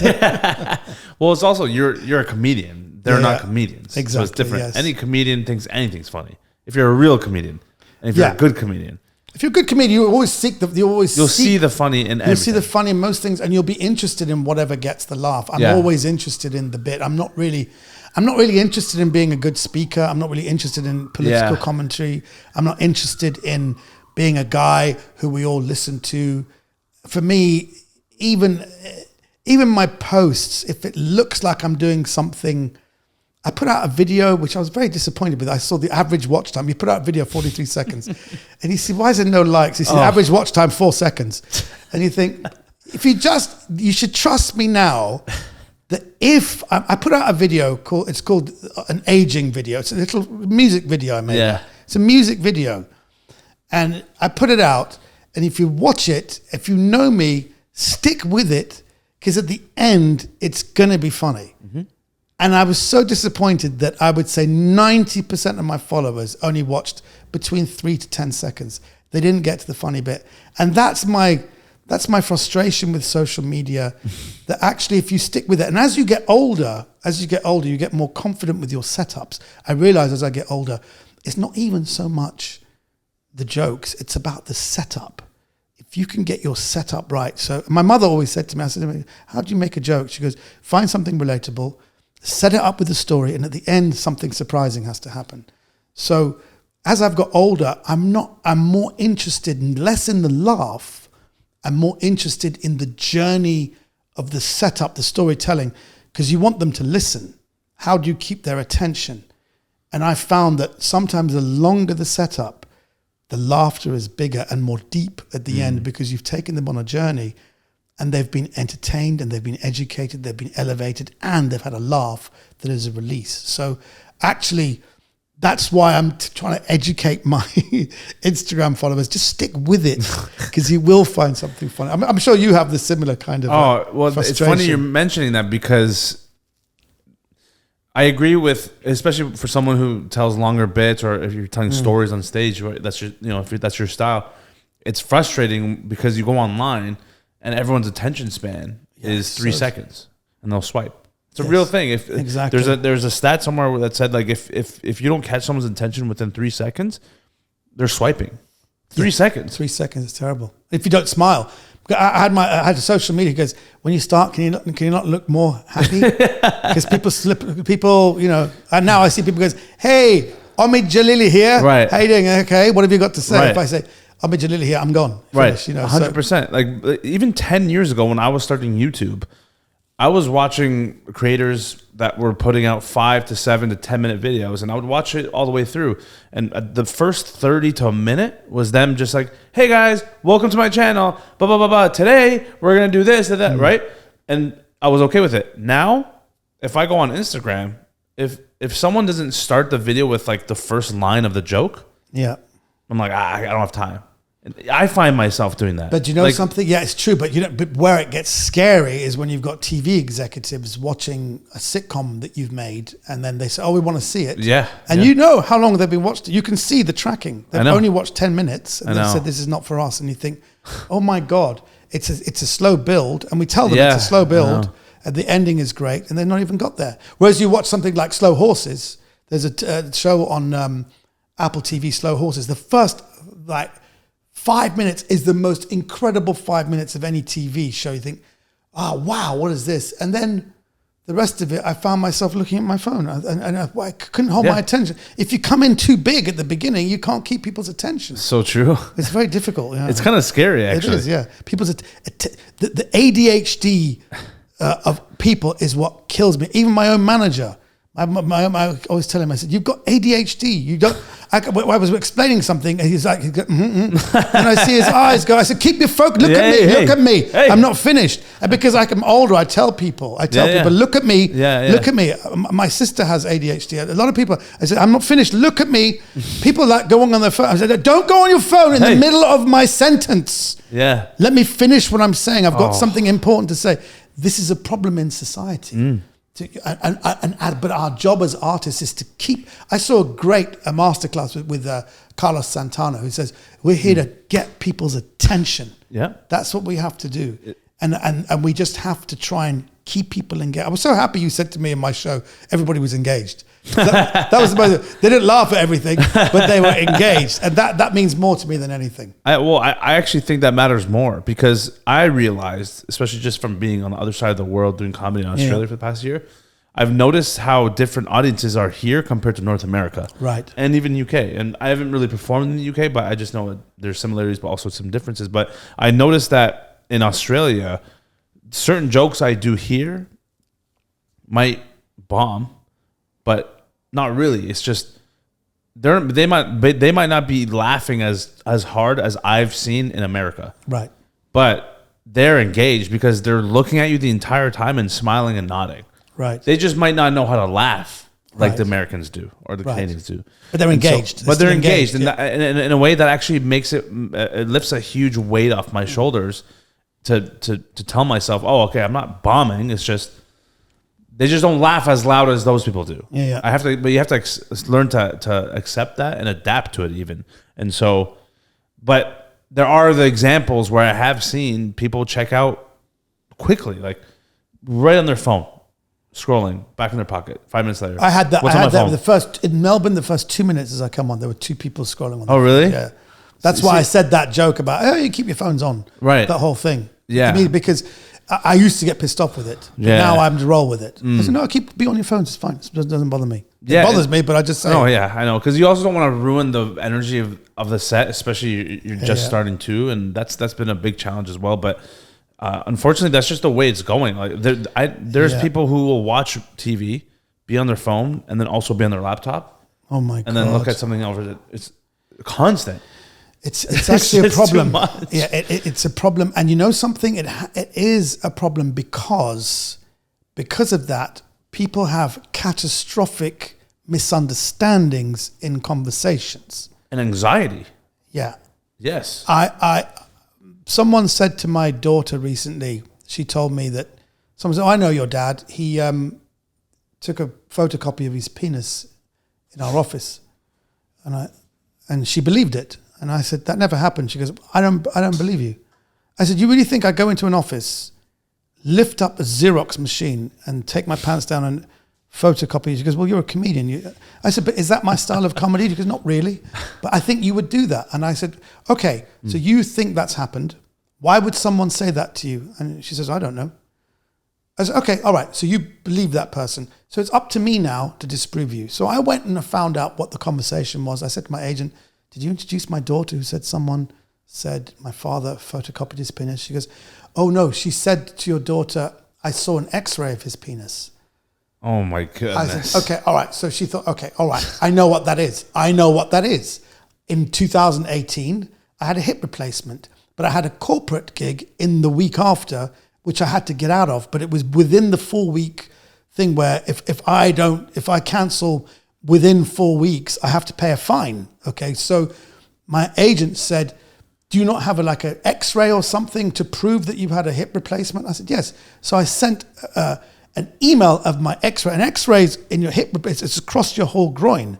He goes, "Okay, I got it." And I wrote, "What a shame that for me not to pay a fine, I have to send an X-ray of my translucent penis which is actually smaller than the injured area where I need to have. And this girl, who was my other agent's assistant, she said, I saw his penis in an x-ray, and my daughter heard, I saw a photocopy of your penis. So this is all people in that millennial generation who were raised. I love my daughter, and she's a very intelligent person. I'm just saying it's a generational thing that people can catastrophically misunderstand a word. I know. That's all it is. And I think that's a generational problem. Oh, for sure. It's like a millennial version of telephone. With Yes. Yeah. You ever play that game when you were younger? We call it Chinese whispers. Yeah. Chinese whisper? Yeah. Why is it Chinese whisper? I don't know, but people whisper a word with telephone. Where you whisper a word, then it goes right. Then it's completely different by the end. Oh, right. Is that what you call it? You call exactly. it telephone? I think it's called telephone, but Chinese we call it Chinese whispers. Chinese are way better. Yeah. Chinese people whisper? Exactly. So racist. It's an unnecessarily racist term for a concept. Yeah. The name. Yeah. But the act out is not, because we're just, But you're right. It's a generational thing. It is. People don't have very sharp focus. And you know something? Here's another thing. Nobody teaches you focus. I've realized, and when you're at school, yes, you've got to work hard. But nobody teaches you how to concentrate or to focus. And the kids who did well knew how to do that. Those of us who are a bit more distracted and were never taught how to focus. People say focus. I say, how? Concentrate. How? There's shit happening all the time. There's a fight outside. I'm watching the fight, There's so much happening in my school. Yeah. No one teaches you how to concentrate and focus. It's not in the syllabus. No teacher is trained to teach kids how to focus. They just say focus. Doesn't mean anything. The irony that I've learned how to focus better because of social media is hilarious, because I agree. And when I was coming up in school as well, they teach things that don't really matter that much. Yeah. Math, science, okay, fine. Those are good. But that's for some people. What about the rest of the shit? How about fucking teach us how to meditate? Yes. Teach us how to journal?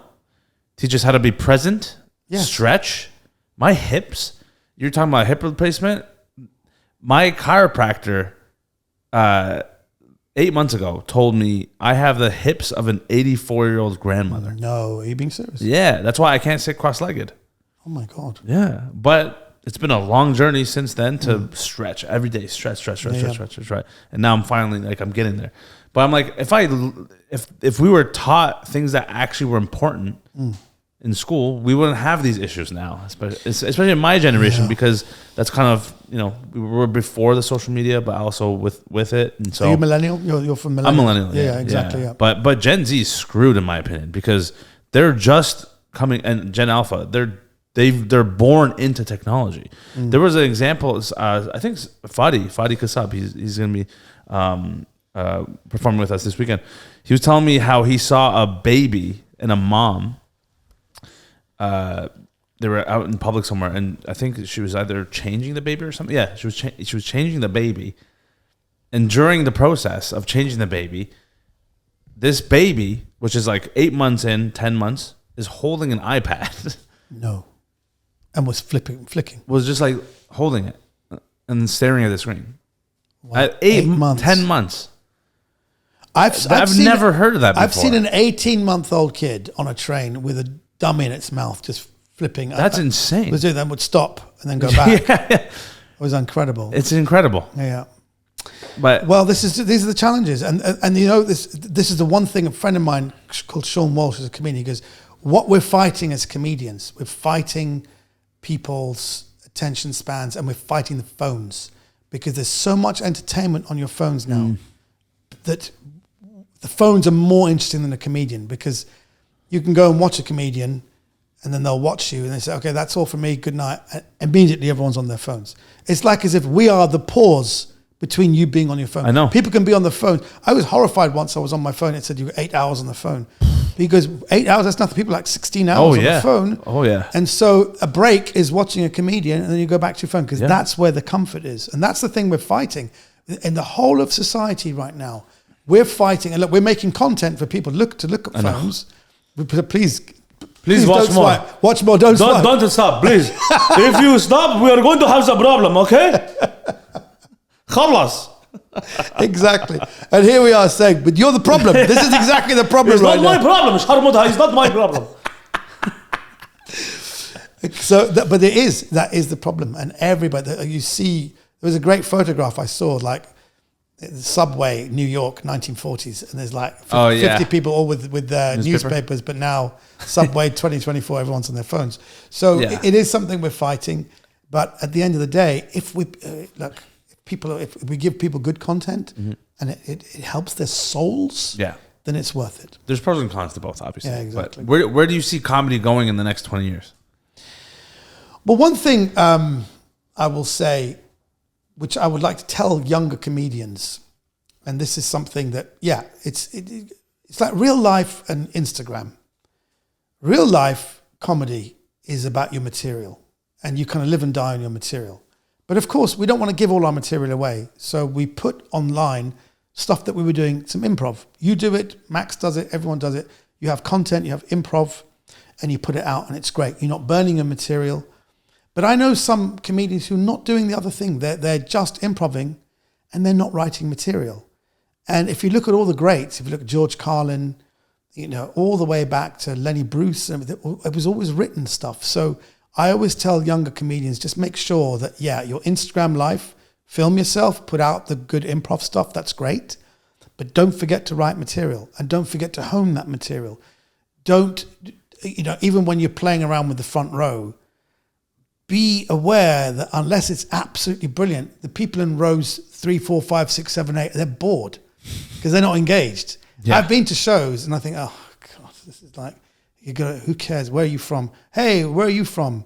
What do you do? Yeah, okay, it's not me. Who cares about the front row? Yeah. But, they're doing it because on Instagram you can put something funny out. And usually it is funny and it's great. You'll get more people. But don't forget to write material because that's where you see the great Netflix specials and you see all the great, HBO specials. There's very little audience reaction, very little audience interaction. It's just great material, great bits that people then talk to. I remember another thing I did for Prince Charles I was told not to do any political material, but I did this material about Brexit. Brexit was such and it still is a divisive issue. But I found this thing about it's such a British thing. Brexit means Brexit. We've made our decision. And I just did it. I did the whole routine. And Prince Charles afterwards said to me, that was great. That brought the nation together. And then that went viral. And then, politicians are saying it. We've made our decision. And they will laugh because it was picking up on a British trait that even if a decision is shit, we've made our decision. It's a very British thing. So that was written. That was sat down and I got up and I tried it a few times. It didn't work. That was a routine that was all throughout 2016. And then I did it in 2017. It was honed. I'd done that bit 50, 60 times. And that's what went viral. And that's what made my name recently. It gave me a little boost that wow, this guy's got his finger on the pot. An Iranian guy, not talking about being Iranian. He's actually commented on British society. We had to listen to him to get something about how we can all come together with this divisive thing. But that was written. You see, so write it, hone it, perform it, then you can do it on TV, then you don't do it anymore. I don't do that routine anymore. But I'm just saying that once it's out there, then it's out there. But get the good stuff out because the reason why people come to see you is because you have a viewpoint. And once you get your viewpoint out there with stuff that you write, it can do so much good for society. Yeah, I agree because anyone can do crowd work for the most part. But why is it specific to you? Yes. That's the question I feel like you have to answer is like, why are you doing it? You have to show people who you are first before the crowd work works. Because once you see you crowd work, then we know NeemaNaz. We know his viewpoint. Right. So any crowd work he does, we see where it's coming from. So you have to do material to start with before you get to that. So, and you can't, you show me one Netflix special, which is all crowd work. Show me one HBO special, which is crowd work, the whole thing. It doesn't exist. I mean, there are a couple now with, Matt Rife. Yeah, is his Netflix special all? No, it's material, but they, him and Schultz actually they have a crowd work special on YouTube. Oh, do they? I haven't seen that. Okay, and it is pretty good. It's really good. Right, but they've also been in the game for I think 15 to 20 years on average. I think, but their material is what what got them that good in the first place. Schultz's material is great. I wasn't It's aware one of of the him. best in my opinion. I mean, he's got that remarkable look with the kind of Hitler moustache, and kind of weird look he's got. Yeah. But it kind of works. I know. And it kind of is palatable. It's nice to watch. Yeah. He's really good. But He's amazing. And I think he's got great material. Oh yeah, really good. So if he's done something which is like a side thing, YouTube clip, it's not Right. But It's I'm just not- saying it's not It's not his main thing. It's not his main thing, and it's something he's put together. It's not. Yeah. There's no company has put that together. No. It's just something he's done. Exactly. Yeah. So Right. But we've just agreed that. But he's got where he is because of his material. 100%. Yeah. And what do you think? You don't really do crowd work that much, right? You never. We all had to do it. The way I was raised in Britain, you do crowd work once it's necessary. If someone shouts something, Oh, right. or if someone drops Heckles a bottle of this, and there's always heckling, there's always stuff going on, so you've got to be prepared for it. But I don't go out and say, "Hey, let's talk to the front row. Who's here?" Oh, okay. Very few. I was raised with very few comedians who did that. It was all about you've got 10 seconds to be funny. What's your great opening line? Mm-hmm. What's your next line? And comedy is really about what's the next funny thing you say. So it was about building a set, and we're always like, you've got your 5 minutes, then can you do a 10-minute thing? Then can you get to your 20 minutes? So it's very much we were driven towards writing a 20-minute set because that's when you start getting paid. Yeah. So no, crowd work was never something that we were encouraged to do, but you could see you had to be prepared for because crowds are volatile and things can happen. Yeah. When you were coming up, when was the first time that you started to actually make some money? Yeah, that's a very good question. I was getting like £10, £20 now classic, and again. yeah. And it was really around 1998 where I did, that's when you were born. Oh my God, 1998. I was 4, huh? You were 4, Yeah, sorry. yeah. You were 4 years old. 1998 is where you had a comedy club, Jongleurs, where they had all these clubs around the country. So everybody wanted to have their 20-minute set so you can get onto the I suppose, the Jongleurs gravy train, which means they will have you for a weekend either in London, Birmingham, Leicester, Cardiff, Nottingham. They had these things where you just go for the weekend and you got paid £700 a weekend, which was a lot of money. And that was enough to have a mortgage, a family. So I was on that, I would say, for about 2 years. I did that and I had a mortgage. But then when it happened when 9/11 happened and I had to change, then I went to the Edinburgh Festival, and then I became a touring comedian. So when you become a touring comedian, you can only use the clubs to try out material. You're not on that roster of people. I was very proud. Between 2000 and 2002, I was a London Comedy Store regular, and there was only 40 of us doing it. So when you become a Comedy Store regular, you're taken seriously, and then they would pay you £900 a weekend, and you got one weekend a month. So you've got 3 Jongleurs weekends, and you got a comedy school. But that all happened between 1998 and 2002. So there was a 4-year period I did the comedy clubs, and that's when I got the Time Out Comedy Award for best club comedian. And that was then that happened during 9/11. So I could never really capitalize on that. It really affected your career that much after 9/11? I was gone. Yeah, Really? Oh my God! I don't think people realize when 9/11 happened. I didn't call anyone. I didn't call my manager until September 13th. 2 days after. For 2 days, I stayed quiet and I said, "There's a gig tomorrow night. There's a corporate. Am I doing that?" He goes, "No." Wow, And he was really? very quiet with me. He just said no. And I said, "What about the gig on the 15th?" He goes, "You're off." What about all the gigs up to Christmas? He goes, "They're all gone." I said, "They're all gone." I said, What? "Why? Why they're all gone?" He goes, "They don't want you. They don't trust you." I said, Wow. And I said, "Wow." He goes, "I've got one good thing because you're the Time Out Comedy Award winner. There's the shows at the Bloomsbury Theatre. I had these 2 shows, September 28 and 29, 17 days later. And they've asked, do you want to go ahead with these shows?" And I said, "Let me consult with my wife." And she says, "Absolutely do them. You can fight back with comedy. Fight back with, if you believe in the transformative power of comedy, you will find joke. We will find joke. We've got 15 days to think of jokes to save your career and to show that you're not a terrorist and to show." And I think the first joke was something like, I just want to say brown people have been killed and pilloried and this is wrong.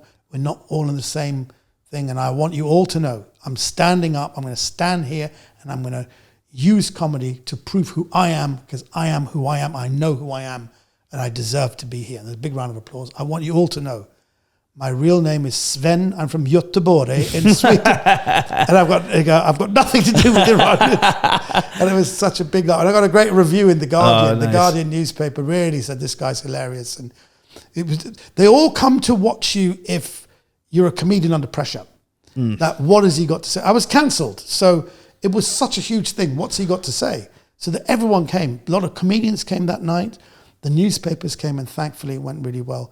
So I used the transformative power of comedy to continue. But then after that, so that was a 4-year period of doing clubs, and then after that, it was all just doing touring. And so after post 9/11, when did it start to kind of pick up again? Yeah, it picked up, and then after I did that show and the great reviews, the Montreal Comedy Festival, just for laughs, the next year. Yeah, the next year. So I did my gala set July 2002, which is 10 months after 9/11, and that gala set, you can see it. I put bits of it on my Instagram now, and apparently it went around before the days of like people would get it on their phones. There was like a video. They would get it on their emails, and it had like 1 million views straight away. And they said, "Can you believe there's a Middle Eastern guy and he's talking about 9/11?" When I came on stage, they were just like, "Oh, whoa! Like we shouldn't be here. This guy shouldn't be here." Wow! It was a real frisson. Even backstage, they were saying, I could hear people saying, "This guy's from the Middle East, really? Really? Who put him on? Bruce Hills? Is Bruce Hills out of his fucking mind?" People say, and I had this crazy look. I had this silver, and I wore a bandana, and it was all like, I looked weird, and I didn't talk to anyone. I was very socially awkward. I was just stood there in the corner. He goes, "This guy?"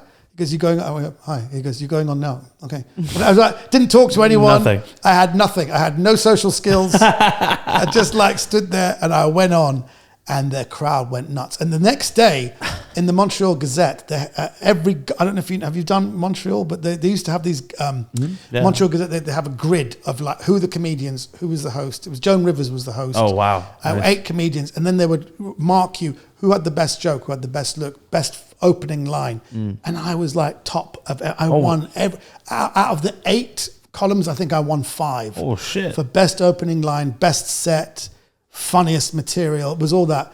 So then I got a deal. There were all these people chasing me. There was NBC, Warner Brothers, Fox. Man. They were all chasing me to do something.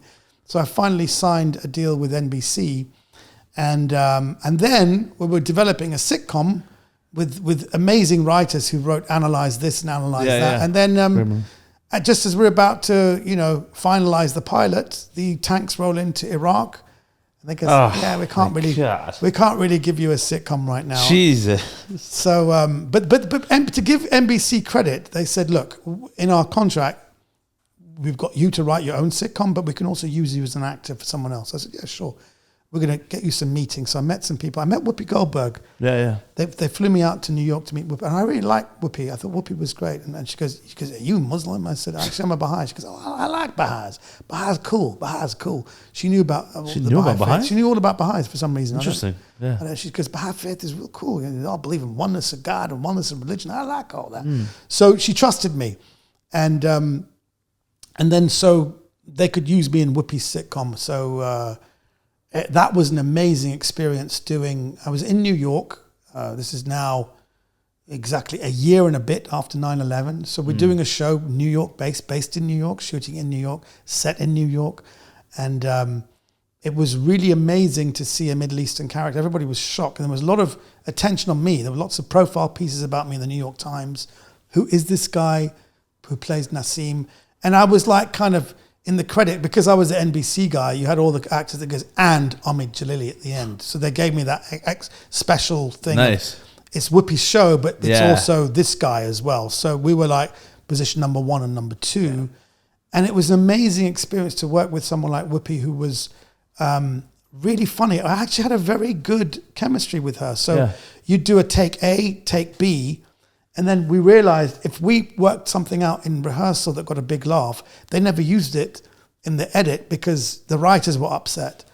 And so she says, "Let's keep take C for ourselves." And then we go in with take C, and she'd like wink at me like, "That's going to go in." So we had this great rapport. And I really thought she was a a comedy powerhouse. Actually, she's a great actress, great comedy brain, really fabulous to work with, and a very much a mentor.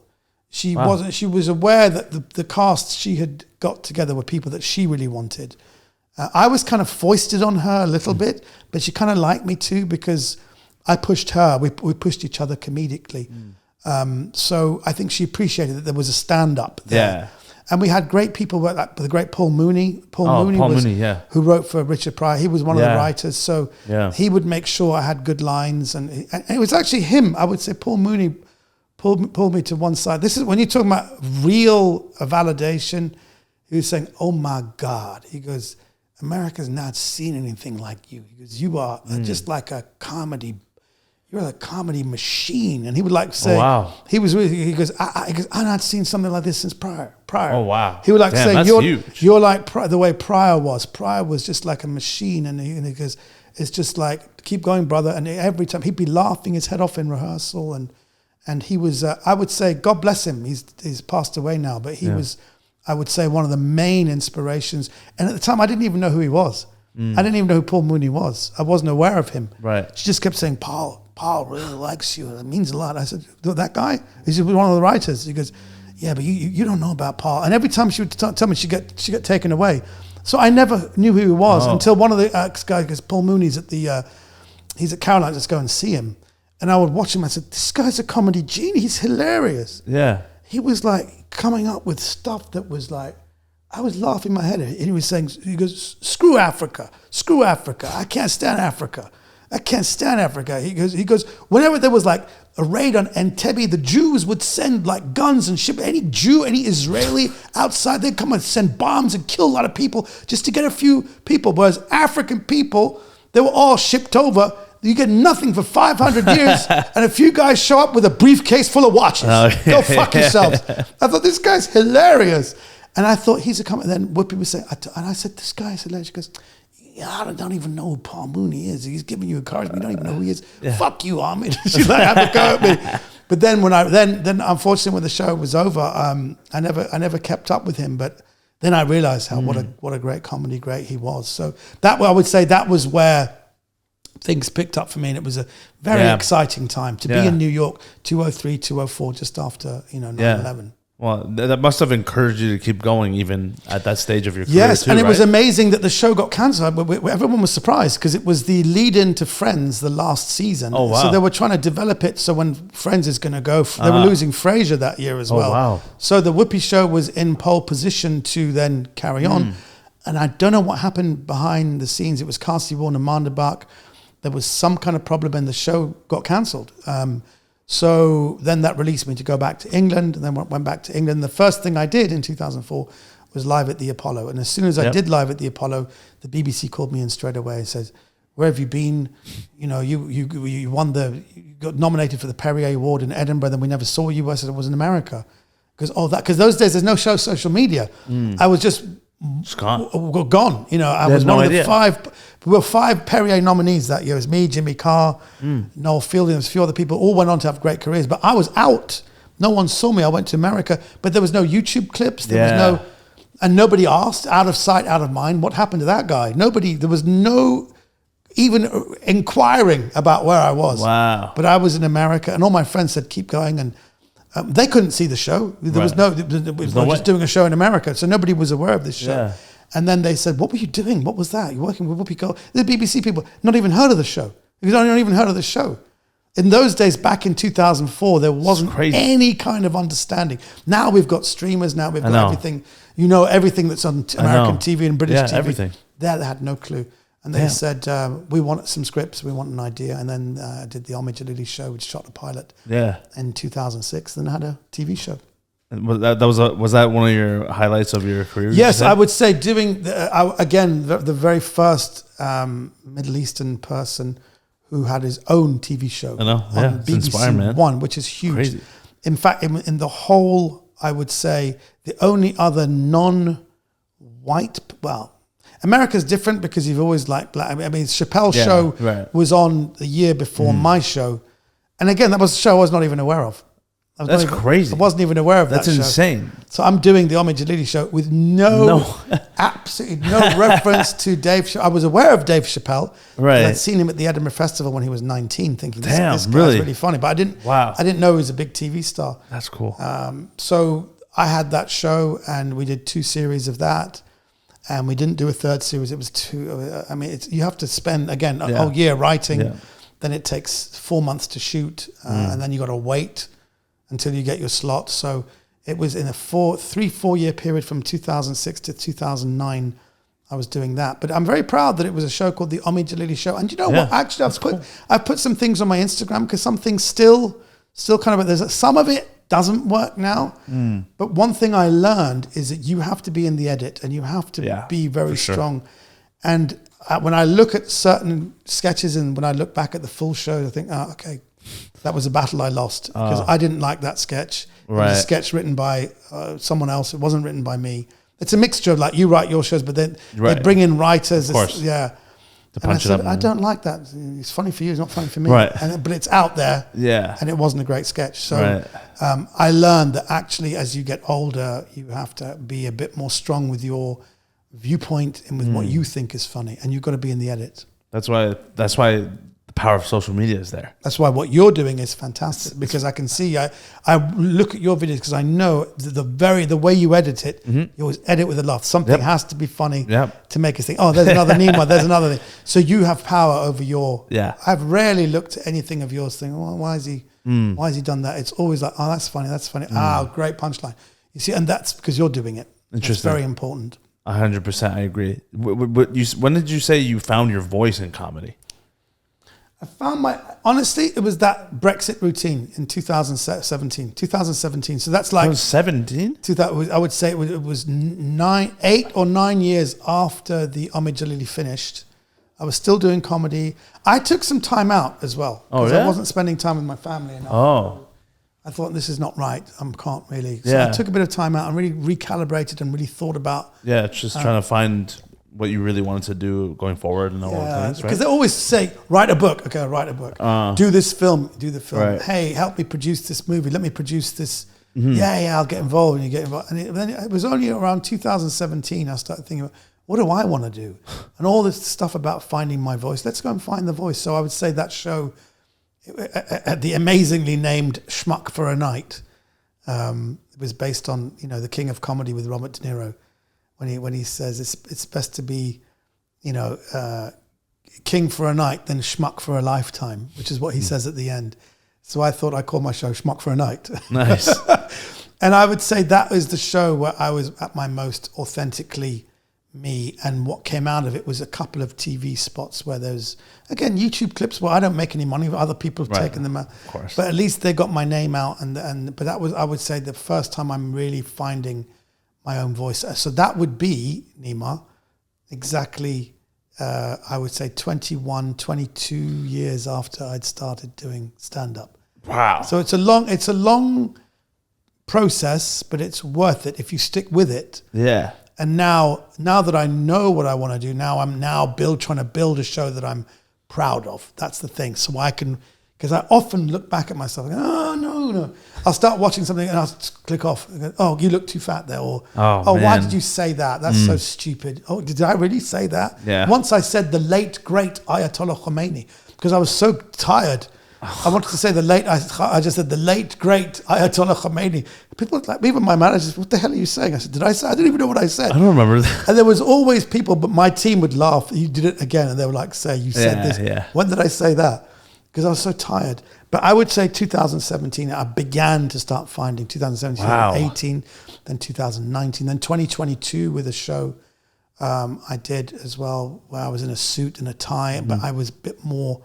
But I'm now prepared to use my platform as comedy to try and shed light on things that British people find difficult to understand. I think that's my role now, especially stuff in the Middle East, especially some political things. What is your viewpoint? So I try and make that a bit more palatable. So I would say, it took me about 22, 23 years to find my voice. That's crazy. I may be slow. Maybe you'll probably get there quicker. I'm just a slow coach. You're probably there now yourself. No, I mean, maybe social media helps make it quicker, go by faster, but still, I think, generally speaking, I've heard a lot of comedians talk about how it takes them 15 to 20 years, typically, to really find their voice and be the. It takes Joey Diaz even says no, but like even at 30 years, he realized how different he was at 30 compared to 20 years. Yeah, and so I'm like, well, when does it? It doesn't really ever end. I feel like you're always evolving either way, right? You are, but there are some comedians who have been doing it for a long time, like from when they were kids, like Dave Chappelle, Chris Rock. Yeah. I saw the famous Chris Rock routine in 1996 when he says there are black people. I mean, I think he was only 28 or 29. That's my age right now. That's crazy. It is such a sophisticated. Iconic. I've listened to that about 20 times, and every time I'm shocked. I'm shocked at the precision, the language used, the economy of words, the thoughts. There's almost no fat in that routine. And it is so culturally relevant and brave, and said something that a lot of black people resonated with. Because it starts off with, it goes, who's more racist, black people or white people? I say black people because we hate black people too. And they think, wow, what a start. And there's a civil war going on. There's black people, and there is, like, he says the N-word. Right. And then it goes, and the N-word people have got to go. And then he goes into it. And even he goes, little stuff, they say things that they want some credit for. Like, I take care of my kids because, motherfucker, you're supposed to. Yeah. You know, all those things he picks up on. He was in his 20s. Killer. Already. He's only in his 20s. But that comes from doing it. That comes from surrounding yourself with interesting people. And then I realized, actually, Whoopi said to me, black people often say, who you with? As an, they goes, hey, what's your name? Who you with? I said, why do they keep saying who you with? They said, because black people like to know who your crew is so they can get an idea of who you are through who you associate yourself with. So Bernie Mac used to say that. Who you with? Oh. Who you with? That's pretty good expression. And I'd say, he goes, what's up? What's your name? Ahmed, who you with? I say, Whoopi Goldberg, Paul Mooney. He goes, cool. All right. Where'd they find you? So it was amazing because all these people would come. They'd come to the show because Whoopi was such a big, so you meet all these people. And so who you with is a very big thing. So in the black community, obviously Chris Rock, Dave Chappelle, they surrounded themselves with good writers, good friends, people who are always thinking comedy, trying stuff out, going to comedy clubs, notes, people telling you that worked, that didn't work. So it is a process, and it's something that it's time consuming. That's why I always get amazed when, I remember Gary Shandling saying, a guy came up to me and goes, hey, I want to be a comedian. What's the shortcut? And he went, sorry? He goes, there's got to be a shortcut. What are the shortcuts? He goes, there are no shortcuts in this business. Are you kidding me? Get the fuck out of my face. How dare you even say that? That's a spit in the face of every comedian who's worked hard for 30 years just to find their voices. There are no shortcuts, but there are ways you can bolster yourself. So get yourself good people around you, people who care about you. My kids protecting me. I could have been cancelled before. You probably wouldn't even be talking to me now if it hadn't been for my kids who'd taken down certain posts or done some bits of material which they made me drop. And I'm thankful to my kids for that. So I've got good kids and I've raised them well, and my wife raised them well. So also managers who come and tell you straight away. It's a good show. You got to lose this. That's not going to work. That's good. Just get rid of that. So I've always surrounded myself with people who are not yes men, people who straight away tell you. And I learned that in London when I did a show, these new material nights, comedians come up straight away. Like if you're an actor, even if its play's been shit, you've done it again, you're amazing. But with comics, they're saying, yeah, good opening, middle bit was shit. You need a different ending. The people are just straight, really quick with you. And I think I've been very blessed that I've been around a lot of very honest people, and that's what's really helped me. That's what you need, man. The yes man is the downfall of your career. It's the worst thing. What you don't want is the Iranians say, "Jokat bimazi, you joke." Let me tell you a joke. That's the difference. No man, just completely no man. Yeah, completely.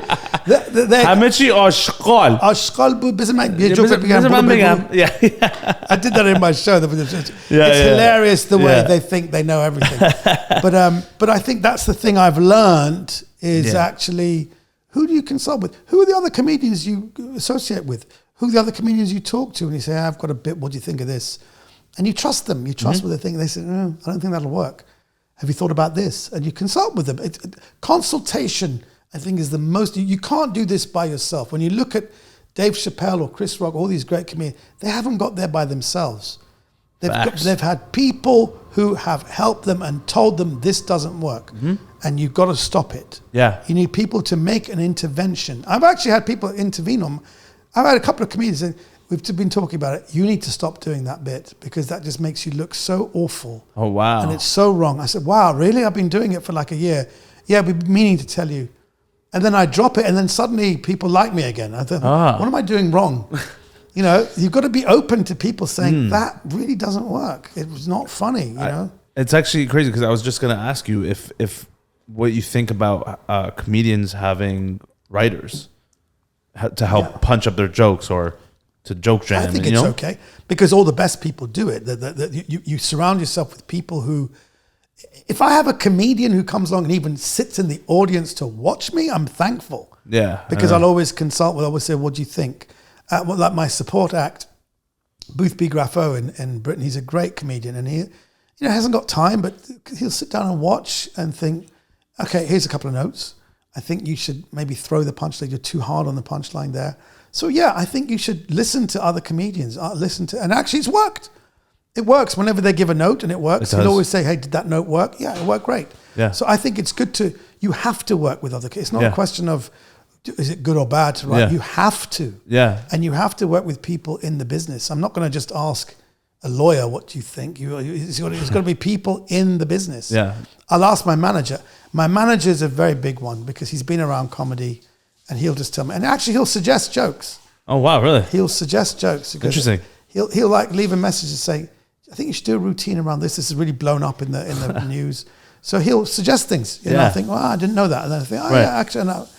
And I'll do that. But a lot of the time, I will work alone and I'll think about it, but then I will consult the people. And you have to pick the right people, the people who wish you well. There are a lot of people who don't wish you well. I know.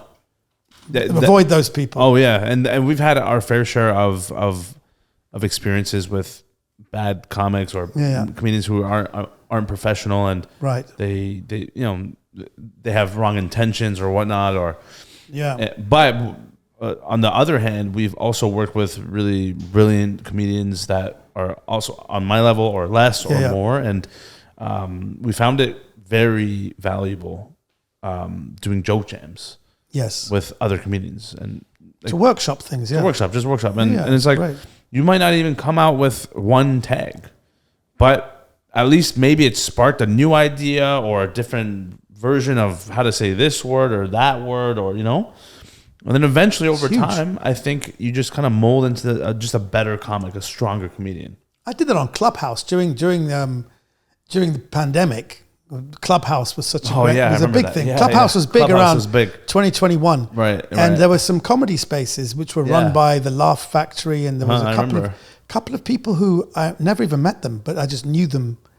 I hope to meet them one day. I've got their names, and they would come in, and there'd be just a group of about 20 of us. Right. And younger comedians would come on, and I get a notification, will you come on? And it'd be great to be there as a senior comedian giving workshopping ideas. Oh, I know. And they go away and they go, oh my God, it killed. I did that last night again. Omid, man, thanks. Bro, I love it. And they never did anything for me, but just to be part of those spaces, to think about.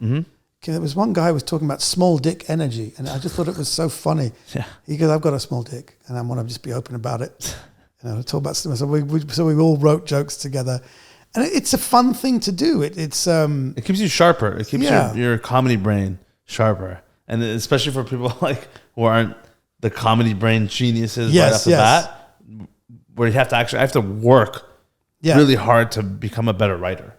But you can be, that's the thing. But if you put yourself in those spaces, then you have to. You have to. Yeah, exactly. And I learned that from Andrew Schultz, actually. Andrew Schultz has a team of writers. Does he? Wow. Every day they come together and they workshop jokes with each other. Oh my God. And then he goes on stage and he does it, and it kills. 10 times faster growth than the typical comedian.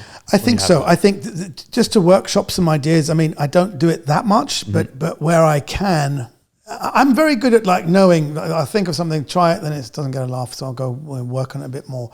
But I think if I had the team like that, I would love to do that. Yeah. To be with a team of people who love you. That's the thing. Not many people love me. Not many people like me.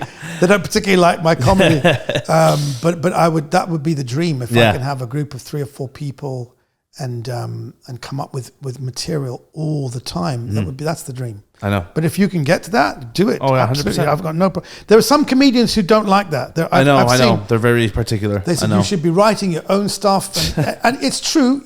I mean, I would like to think Andrew Schultz says, I don't know how these things go.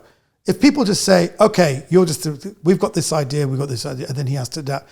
I would like to think Andrew Schultz would, I don't know, or any comedian would say, I want to do a joke about this. I've got this story. How do I punch it up? I would like to think it's like that. That's how I work. If I have some things I want to do, how do I punch this up? Yeah. Someone told me you should pray for jokes. You should pray because a lot of great arts and sciences are passed down by souls who've moved on. And I went, really? And so I said some prayers because I had a routine, but I didn't have a punchline. And I said, oh God, please. And I meditated for about an hour. Please send me someone. So I had a dream. This guy came to me in my dream and goes, you know that routine you're doing? Why don't you try this? And he said it to me. I went, that's funny. Thank you. And then I woke up and I remembered it and I went straight to the computer and I wrote it down. I thought, that could work. It was a routine where I had all the build-up jokes. I didn't have a punchline. So I went to the comedy store that night and I did the routine and I did this like divine comedy. Got nothing, absolutely nothing. And I went like, oh my God. So I went back to bed. I went to bed that night. I forgot about it. Same guy came back. I'm not kidding. Same guy came back. I'm not kidding. I had this dream. Yeah. The same guy came back and said, I'm really sorry. I said, what? He goes, joke was shit. I said, who are you? He goes, I'm an accountant. I said, you're not a comedian? He goes, no. We just got the message that you needed help. I said, so what made you think you can write me? He goes, well, I did a Christmas party and I stormed it. I did 5 minutes. And I just said, God, send me a proper comedian. Don't send me some half Iranian guy who worked at a kind of in Pants Hill in Surrey as an accountant. Send me a proper comedian. Yeah. So that you've got to be a bit more laser focused. I'm going to start saying prayers to Bill Hicks. Yeah, please. And to George Sam Kinnison, come down. Give me Kinnison, Give me please. something. Fuck's sakes, accountant Mike. Exactly. But I agree, man. And the things with your kids, I fully agree. I have that luckily with my brother. He manages me. It's called Omid as well. It's great. Omid. Very nice name. It means hope. Did you know that? It's a shame that that was my first ever joke. Omid means hope. It's a shame that Djalili means less. That was my first ever joke on. That's funny. Still gets a laugh now. I do it at corporates. Good. Oh, corporates. No, but you work. But you do corporates? Have you done any corporates? Not really, to be honest. I've never been really booked for those. Just based off my material, I guess maybe they might not enjoy it as they much. Will soon they will be asking, and you've got to be prepared. Yeah, well, that's the thing is I am, and I will do them. But I obviously it's I don't know. Comedians always talk about corporate events and how it's not you're losing your artistic integrity for the money. No, not at all. For the most part, right? Whoever says that is wrong. I think that at the end of the day, we're comedians, and what's the difference between doing a big festival gig, like I did at the Glastonbury Festival for £150, and doing and actually dying on my ass really badly? What's the difference? £150? Yeah, that's the story I tell. I tell this story at the end of my show where you only get £150 if you get to 7 minutes. It's a 15-minute set. Oh, okay. So at the end of my show, I tell people what I did to get to that 7 minutes. So yeah, what's the difference between doing a festival gig in front of 2,000 people or a corporate gig where there's a dinner with 100 people at a bank? They want to be entertained and they want to pay you. So sure, the money is different. There's a difference between a 3-figure and a 4-figure or a 5-figure sum. But for me, I don't think it's a bad thing. I had a bit of a problem. Well, I started doing badly at corporates when someone put that in my head. It was like a virus saying, you're a sellout, you're not doing it. And then for a while, I didn't do corporates. And then I said, no, it's still an audience. And they're paying you well, and they really want you. So actually, whoever said that to me, you can go screw yourself. Because actually, that's what we're trained to do. We want to be... What's the difference between being paid this much or you go to Dubai You do a theatre of 1,000 people and you're getting the same money. What's the difference? You know, are you a sellout for doing a theatre in Dubai? Are you a sellout for doing a show in front of white people in Bath or Bristol? So I got that out of my brain pretty quickly. And if anyone tells you that, then those people should be ashamed of themselves because they're just people who don't do corporates themselves. Right. And I think that's really wrong because at the end of the day, it's always about service. We're a service industry. You know, if you learn, the moment you learn to serve your audience is when you become successful. It's not about me doing my comedy and then, you know, people click into me. You work. I find out who are they? Who are these people? Corporate or whatever. The festival crowds. Who are these festival people who come? Every gig I think about who they are. And it's about serving that crowd in that moment. And once you have that service feel that I'm serving humanity, things always take off. Things always get better. Yeah, well, I mean, I never saw it this way because typically comedians, I've always told the main common theme amongst comedians is, corporates, fuck, it's going to be, I'm going to die up there. It's going to, you know, no one's going to And they care. probably will. They probably, comedians are narcissists. Comedians are, for the most part, they think of only themselves. They only think that the world of being funny is their own little bubble. Actually, no. When you're living in the real world, you have to connect with people. And the only way you connect with people is to know what their needs and wants are. And once you do that, then you serve that. I knew some political comedians who, they do like a jongleurs gig where it's everyone's drunk and they just do political comedy and no one would get it. Then they would go to a corporate gig and just do like sex jokes and blowjob jokes. And they'd always do the anti thing because they thought that was some kind of political statement. But actually, it's about bringing joy and it's about serving people. But every gig I do, like even when we were talking, we were on the side of the stage. I went away for 10, 15 minutes because I thought, I haven't got anything about Melbourne. I forgot completely. I was traveling that day. Right. So I sat down and went through all my notes and things. Yeah. I've got to connect with Melbourne. So I came up with something about Melbourne being the sophisticated part of Australia. That's a bit like the polite part of Gordon Ramsay. And then I said something and at the end was a punchline of another joke I did. I thought I've got to quickly put something together because I wanted to serve my audience. I wanted to say, I'm here, I've thought about you and this is for you. It's not like the gig I did in Auckland. It's not like, hey, you might as well say good evening Auckland and you're in Melbourne. Right. So it's about serving your crowd. And I think that's that shows that you're not a narcissist. It shows that you're not just doing this for your own ego. That's why I talk to you. Your Instagram page, you're genuinely trying to make people laugh. I never feel Neema's doing this for his own. Even your dance videos with your mum, which is so joyous and so funny, it's for the crowd. It's for the people. I never feel it's about, hey, I'm doing it for likes. I never feel that with you. And the people who do that, who do it for likes, they're the ones who never get anywhere anyway. Wow. That's facts. Hey, man, start firing up the corporate gigs, brother. get him some corporate Get me gigs. on the corporates, brother. No, it is, because I'll tell you what, can I tell you a quick corporate story? Of course. In 2006, the most difficult corporate gig, and you're only offered it when you're ready, is what's called the captains. It's called the captains of industry. So you get all the CEOs of all the big businesses in one room and they never listen to the comedian. It's the most high paid corporate, but then the whole point is they don't listen to you. They're all talking. And I got there. They said, oh, Fanta, we've got you. And I said, is this the gig? Because there's somebody on stage now. No one's listening. There was some act going on. He goes, yeah, this is the way it is. You just have to bride it. And I said, I'm not going on if it's going to be like this. They said, you have to go on. So I said, when am I on? It goes, half an hour. And I sat at a table and there was a comedian who used to open up for the Beatles called Jimmy Tarbuck. He was there. He was a comedian. He goes, all right, he's from Liverpool. All right, Omid. He goes, our Lisa, my daughter loves you, thinks you're great. And I said, Jimmy, I can't go on. He goes, I know it's pretty bad. I'm the MC. He goes, you're the MC. He goes, they're not listening to me either. It's fucking terrible. It's gonna be. It's like those early kind of like the Beatles when they come. No one wants to fucking listen to you. He goes, just get up and do it. I said, Jimmy, I'm not doing it. And he goes, do you know what, fella? Do you know what I'm gonna do for you? I'm gonna get up. I'm gonna try and get them down to a like acceptable level. He goes, and at the time he goes, I'll go up. He goes, you wait on the side. Give me 5 minutes. So he's up there talking. No, we're talking about 400 people. No one is all talking, smoke in the days where people were smoking. I said, this is going to be an absolute disaster, absolute bloody disaster. And he's talking. He stayed on 5 minutes, 10 minutes, 15 minutes, and he's getting them slightly settled. And he looked over at me, he goes, it's the best they're going to be. There's still about 10 tables talking. He goes, please, would you welcome your comedian for tonight? And by the way, all the big comedians, Billy Connolly, people all died at this thing. I had such an ego. I said, I'm not going to die in front of all the captains of industry. He got me on, and I just said the most outrageous thing at the beginning. There was a guy who was one of the main people there, who was the biggest captain of industry. I forgot I think his name was Richard something.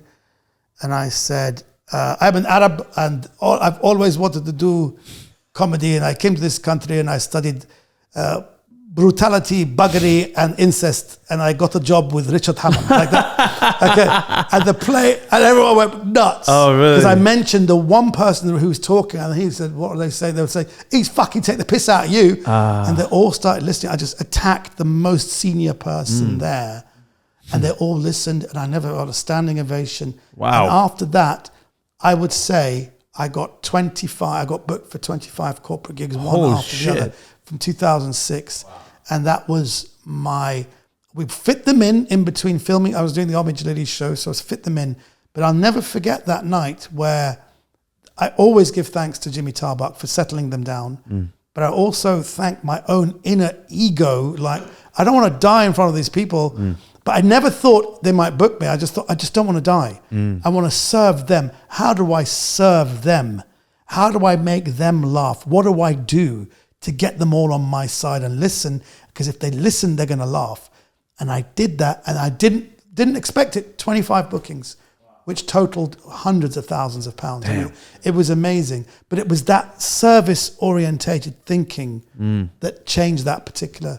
I'm not saying that comedians should do. It'd be the same if you're doing, I don't want to die at a big arena gig. Right. Or how do I make 16,000 people laugh? Or even a small 30 people. How do I make these 30 people laugh? So when you have that mentality, it changes everything. Wow. That's a fucking... Yeah. But I'm also thankful to him, because at least they wouldn't have even listened to me if he hadn't settled them down a bit. Yeah. That's why I refuse to go on. I've had that people go on, and I've died. And it's just... I've died completely. Oh man, I know. Yeah, It was a private event for Prince Charles for his 60th birthday. Oh wow, Prince Charles. Prince Charles. It was at Highgrove. It was just his own family and a few friends. About 15 tables. Wow. But they were all talking. Rod Stewart was the main music thing. Rod Stewart. What? We were booked. It was just me and Rod Stewart. Wow.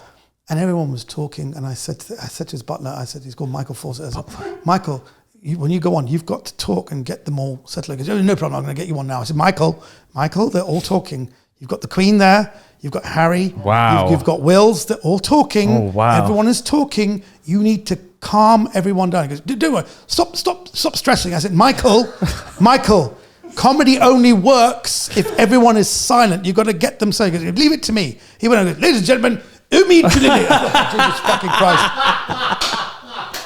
I died on my ass in front of all the royals. It was dead. Wow, that's crazy. It was dead. And then he goes, Prince wants a word with you. And Prince Charles was a bit drunk. He goes, I'm so sorry you did that to you. He goes, people have to be quiet. And it was so, I know what it's like. It's absolutely awful. He goes, absolutely awful. I'm so sorry. He goes, Wills and Harry thought you were funny. I thought you were funny, but nobody else did, because they weren't listening, and I'm so sorry. He goes, will you ever forgive me? Will you ever forgive me? Like that. I said, of course. So he sent me a card for Christmas. He goes, once again, many apologies. That was you should never have been put in that position. P.S. It would have helped if you were actually funny. Oh, wow. No so way. Even then, he was trolling me. So yeah. Oh man. It shows they have a sense of humor. But that was the people have to be quiet at a corporate gig, otherwise it's 100%. now I don't go on. I've walked out of things. I've walked out. Wow, really? Yeah. Because no one's quiet? Can I tell you another story? Of course. I haven't told this story to anyone, but I'll give just exclusive for you. This is a true amazing story. The Grosvenor House Hotel is the biggest hotel. There's about 1,600 people come. The main act is the Jacksons. The Jacksons who've come in on a private jet. I'm told the Jacksons come on. When you get them on, they only do 45 minutes. Then they leave, no encore. That's it. They're out the building and they're gone. I said, okay. How do they leave? He goes, don't you worry. They don't go out around them. They go through the chute. I said, what's the chute? He says, we only open the chute for disasters and for very special celebrities. So they will disappear. They're going to disappear. I said, okay. So it's a big night. The Jacksons, people go crazy. This is 2014. Michael Jackson's been dead for 5 years. But Jermaine comes on, dressed as Michael Jackson. When he did the moonwalk, he's got that kind of stuff. So people are going crazy. They're on the dance floor. There's about literally 600-700 people dancing. And they leave. They leave the crowd. I go, ladies and gentlemen, the Jacksons. People say, get them back. And I know there's no encore. I said, so they're gone, they're not coming back. People say, they're all dropping, get them back. And there's a woman going, Michael, bring back Michael. I want Michael. And I'm looking at her, she's crazy. I said, so anyway, we've raised £915,000 tonight, which constitutes half my fee. You can pay that back in installments. And people are going, not funny, bring back the Jacksons.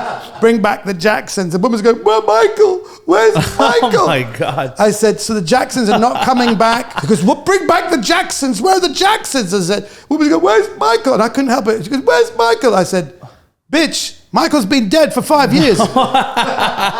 It was like World War Z, like zombies trying to come on the scene. You know, World War Z when they're trying to go. Yeah. Everyone was trying to come on. They were all trying to come on the stage. Security came and pushed it back. They said, get out of here.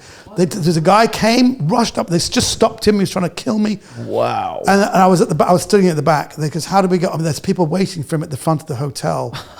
They said, open the chute. Okay, we'll get him down the chute. I said, I'm going to go down the chute. He goes, for the second time ever, we're going to use you in the chute. What's the chute? He goes, it's here. I said, where? He goes, it was a mirror door. He opened it. He goes, just go.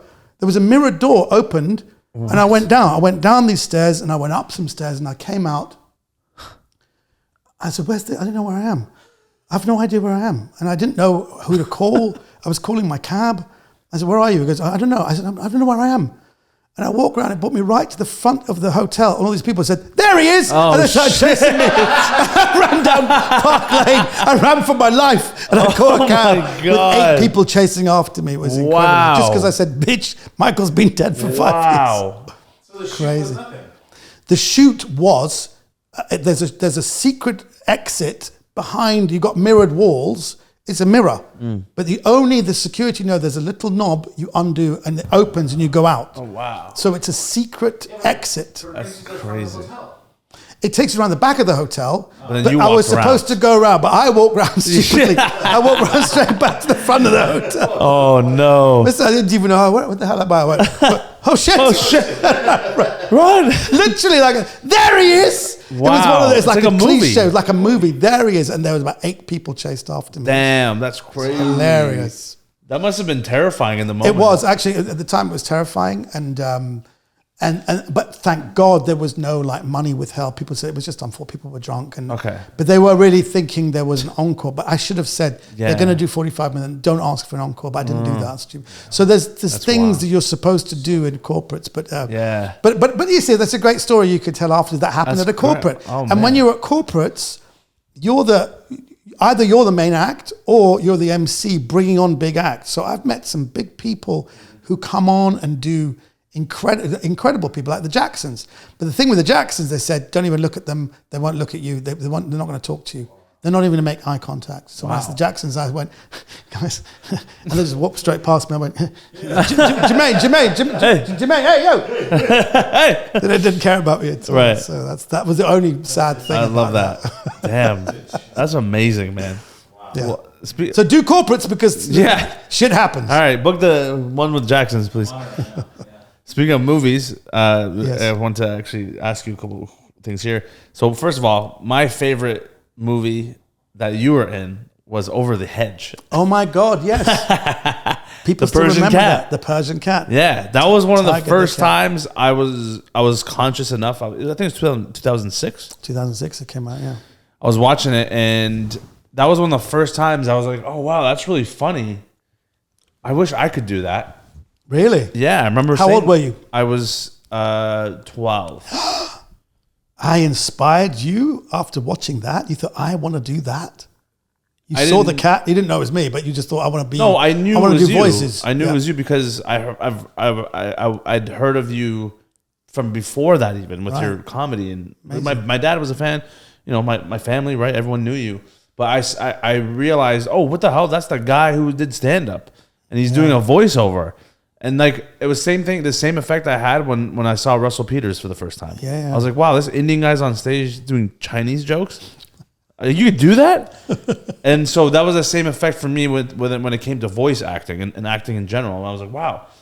And it helped that you were also like Iranian and like, you know, it was similar culture. And I was like, oh man, like that's pretty sick. But at the time I didn't know I would be here, right? So it's like it was definitely very inspiring seeing that. It was still one of my favorite movies as a kid because, you know, animated and I was a young guy. But yeah, that was definitely one of the first times I was like, oh wow, this is interesting. Like the act of someone voice acting an animal or like a cartoon, right? I didn't realize it was a job. I always just watched the movies. I'm like, it's a movie. Yeah. I didn't clue in as like, oh, that could be me, you know? So I actually got a plaque from DreamWorks saying actor who got the most number of laughs per line. Oh, really? I got this certificate from DreamWorks, which was nice. A guy called Jeffrey Katzenberg was so like, you know, and actually when we promoted the movie, it was me, Jeffrey Katzenberg, and Bruce Willis. Oh wow! The three of us were like promoting the movie. Yeah. But I didn't. My part wasn't that big, but they felt it was impactful enough. Oh, it was. Yeah. And it was Mahmoud Shahbaz. I can't remember what there was a name. I gave him a name. Right. But it was a fun thing to do. But actually, you realize people watch these things because I did things like Grand Theft Auto. Mm-hmm. I did. Yeah. I actually won most disgraceful character in a Grand Theft, which is a big thing to say. It was like I played an Arab. It was like an Arab. The gay one? No, it was the Ballad of Gay Tony. I think it was called. But I played this billionaire's son, and there were so many disgraceful. I said, "What is this like?" Because I was making up lines, and there was like, "Just make him disgraceful." They say, "You know, I am so tired. I have to fly to Vegas and bang bitches for 2 weeks just to recover." It was like really awful things. I was just saying terrible things. But then they built this whole character, getting Arab money, and it was all. But you realize millions of people play these games. So they told me, they said, once you've done this, you're going to be, you know, at like a picnic or something, and there'll be some teenager who smells of groin will come up to you and say, "I've just watched you," and it's true. Like it's smelly kids who like watch games and they just kind of smell. They were saying, "Are you Yusuf Amir?" I said, "Yes." So. Actually, that whole voice stuff thing, which you don't train for, you just do it. But you have to take it seriously. And I think that's the thing I realized. Even though it's voice acting, millions of people are going to see Over the Hedge or Shaun the Sheep. I did Shaun the Sheep, which got Oscar nominated for best. So even that was like quite a few sessions because it wasn't just normal. It was voice interpretation. You have to do a voice of how the sheep hear humans. So that was a very difficult thing to get off. But you take it seriously. Yeah. That's the thing. If you take it seriously, then I never forget. They said, "Okay, Omid, can we have a hmm?" And I go, "Bleh." They said, "No, excuse me, just can you go hmm?" I went, "Bleh." They said, "No, look, we just need a hmm." I said, "I don't think my character would do that." They said, "Can we take 5?" I said, "I'll go away." And I come back. And they goes, "Okay." And I go, "Are you happy now? Okay, great. Let's move on." And we carry on with just a very bad atmosphere. It's just stupid voices. It's so dumb. It's so dumb. But it's because we took it so seriously. Yeah, right. So that kind of thing is something that I actually enjoy. I'm doing quite a bit of I've got a big Netflix film coming out this year where I'm the lead character. Oh, wow. So it's a fun thing to do. And I don't need to do an act. I'm just doing my own voice. That's my own voice. Oh, that's the best. People seem to think they know my voice. They said, your voice. I said, "You don't want this or you don't want that." I said, no.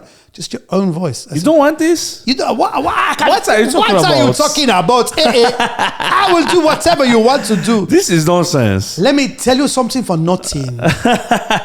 And they said, "No, we don't want any, just your own voice." I said, "Are you sure?" I did every voice under the sun. We just want your own voice. Yeah, that's the best right there, man. It's the best thing right there. It's wonderful. And then you hear it back. I said, "I don't like my own voice. Can you just put some like effects? Do some effects. I know. Make me sound deeper." Right. Because I feel like just like me, I actually prefer hearing my voice as a character. Yes. Over my own voice. You make yourself laugh in another character. If your own voice. I'm like, yeah. That's why I never like watching my stand-up. I know. Yeah, It's just sometimes. me. If you're not I always feel I'm not interesting enough as a stand-up. I don't know what it is, but I mean, we get in our own way, obviously, but obviously there's plenty of people who enjoy it. So, but also you should know that even when the comedians that we like Dave Chappelle or Chris Rock, they also heighten their stage persona is actually different. It's a character to who it is still a character. Yeah. Because there is, they think at the beginning that they're not enough. 100%. So they've got to do something different. They've got to or black it up or be a bit more this or be a bit more that. I see that with a lot of comedians. One of the best comedians in Britain is called Stuart Lee. I don't know if you've heard of him, but he's seen as the best comedian. And even him, although when you see it, it's his own voice, he's still playing a character. He says, I'm playing the character of Stuart Lee. So it's his own person, but it's a certain version of myself. So you need to be detached from that comedian because it's not actually me. I write articles. I write articles in The Guardian, The Times, but what you see on stage is a character. Yeah. So it's interesting. It's very interesting. Even white comedians do that. So whatever you see, it's not always authentically their own voice. Definitely. Have you ever worked with Russell Peters? I've been on shows with him. I've met him. I've never actually worked with him in any capacity, but I'm aware of him. Same lineup of but when we did Jongleurs, we'd often be honest, the same guy as him. Yeah. Yeah, because I read his book and I didn't know this until I read it that he was doing stand up in England. Yeah, in the UK for a few years. I would say he was part of the same circuit as me. Yeah. Oh wow. I always saw him. Yeah. We rarely did gigs together because he was the diversity and I was the other diversity. Yeah, that's funny. But I'd always see him at the Edinburgh Festival. I'd go and see his shows. Yeah. He's a brother, he'd come and see I'd go and see him. So yeah, he was in England for a good few years actually. Yeah. Yeah. Where were you when he blew up? When you remember? He blew up, was it 206, 205? When was that? I think it was 5, right? 205, yeah. It was 4. 204, yeah. I was in America. I wasn't fully aware of it. I was in America doing the show with Whoopi Goldberg, but then I heard that he made the most amount of like $21 or $22 million one year on an arena tour. So I was very happy for him. I think it's fantastic. Yeah. And someone like that is international. And I love that he was always thinking of an international market. So he was very inclusive. So if I want to make one group, I make fun of all groups. Yeah. So that's something we all supported. Not everyone liked it. British comedians don't like that kind of thing. They always think it's reductionist. If you do an accent, it reduces a culture to an accent. But you can't deny it's successful. Playing arena, $22 million. That was 204. Exactly. Yeah. I think I even sent him a text congratulating. I don't think there's too small a comedian to respond. It was over. Amazing achievement. So cool. Who's your favorite person that you've ever worked with? Whether it's TV, film, radio, stand-up. That's a great question. I would say I'm very lucky because I've done so many. So I'll do that without rubbing my eye. I'm very lucky that I've worked with a lot of great stand-ups and a lot of great legendary actors. I mean, there are people like Brad Pitt and we can just do a whole name-dropping session now. Go ahead. Should we do a name-dropping session? Let's do it right now. I want to hear it. Okay, so in the film Spy Game, there was Robert Redford and Brad Pitt. Oh, wow. And there was a great moment where they said that's a wrap on Brad, Omid, and Robert. And the film The Mummy was showing in Morocco on loop, like 6 times a day on one channel. So they said, okay, we're going to have to walk through a marketplace and the cars are waiting for you there. You've got to walk in single file. So as you're walking along, you see these Arabs looking at Robert Redford. They goes, I think I recognize him from somewhere. Then they see Brad Pitt. He goes, his face seems familiar. Then they saw me. Goes, it's the guy from The Mummy. And there's a great picture. There's a great picture of me signing. They have to stop. I signed like this. You've got my face like this, like that, signing. And you've got Robert Redford and Brad Pitt with dark glasses in the background, kind of in blurry shapes. Oh, that's funny. It's an amazing picture.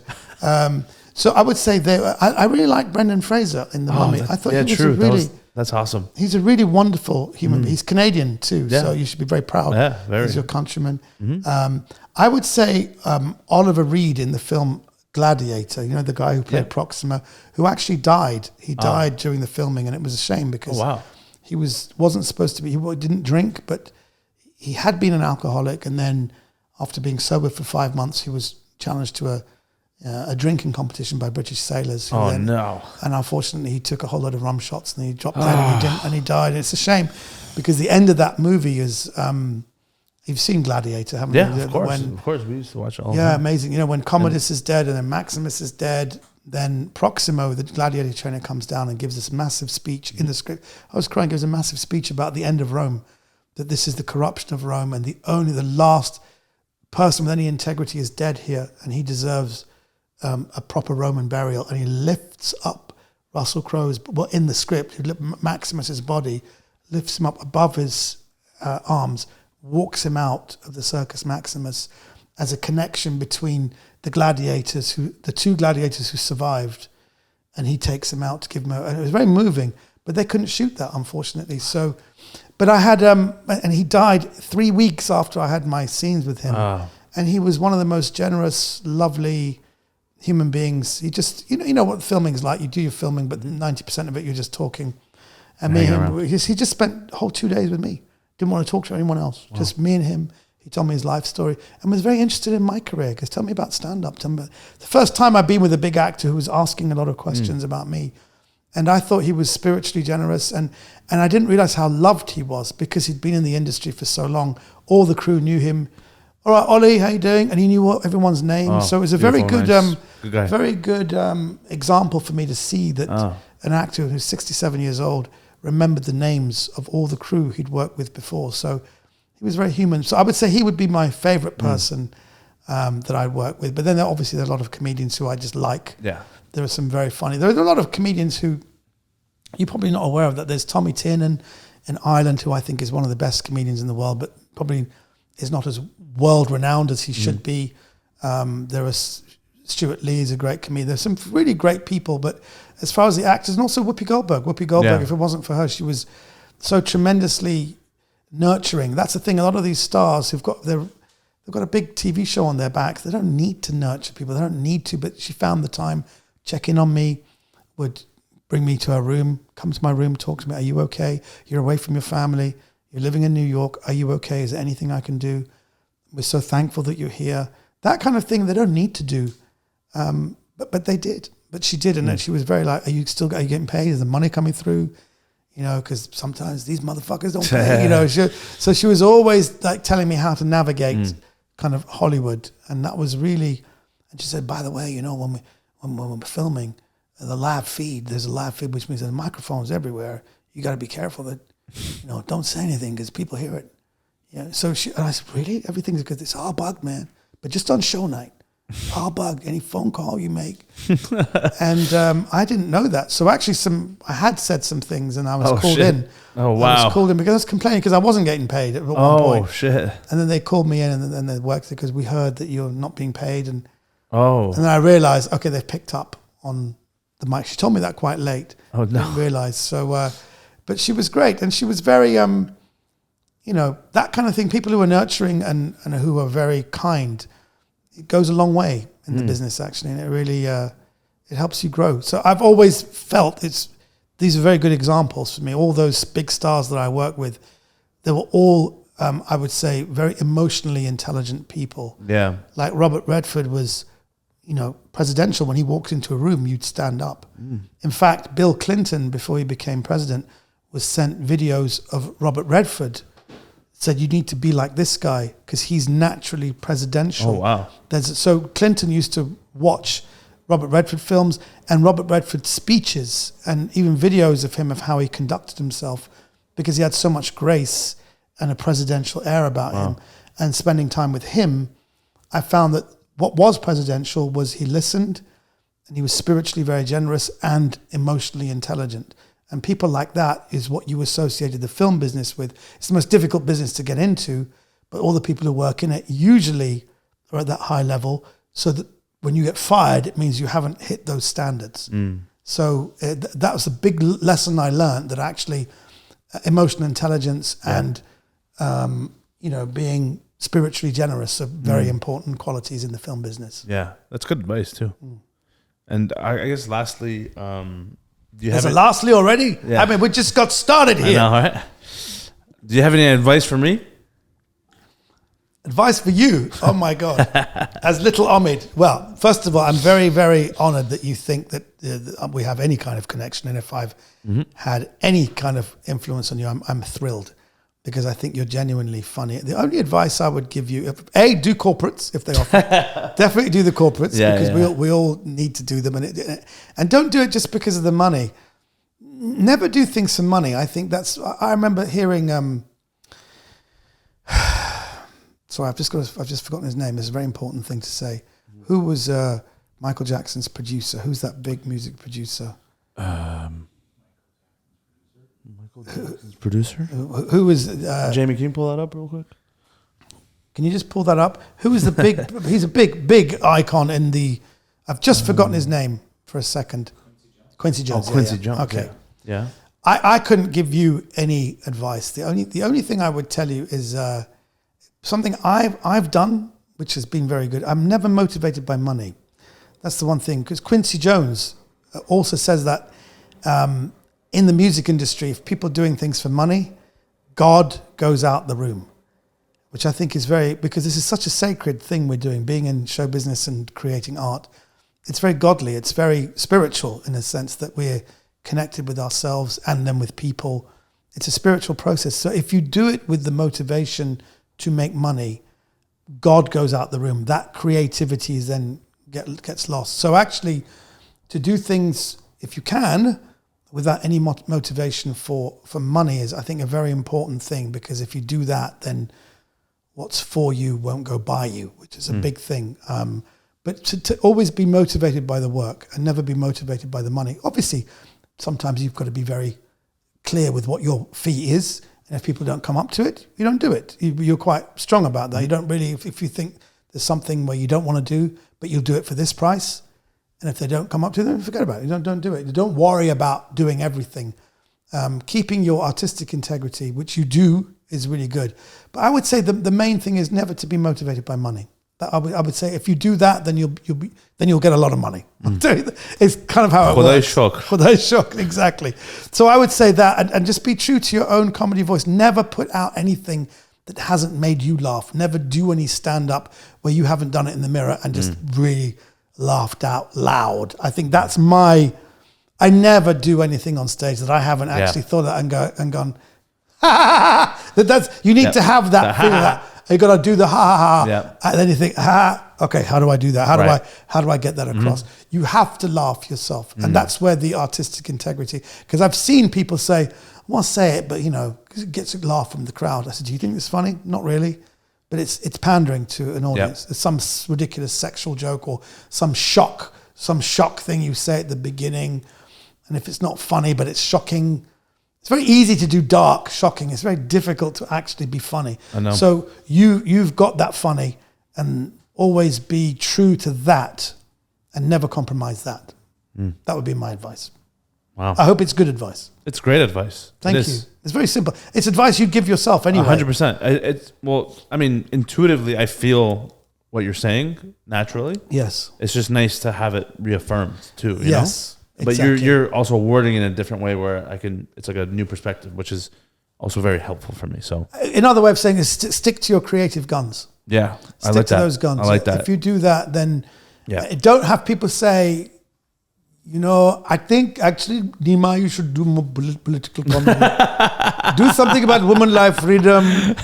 And Please, sir, please. More people will come to your shows. Yeah. But don't listen to anyone. Yeah. Because I get that a lot. People say, you should think about I get a lot of people say, have you thought about doing comedy about Chinese people? You don't really do any Chinese. I said, well, what do you mean? What are you talking about? Because the Chinese market is very big right now. You go to China, learn Chinese. Yeah. Oh, okay.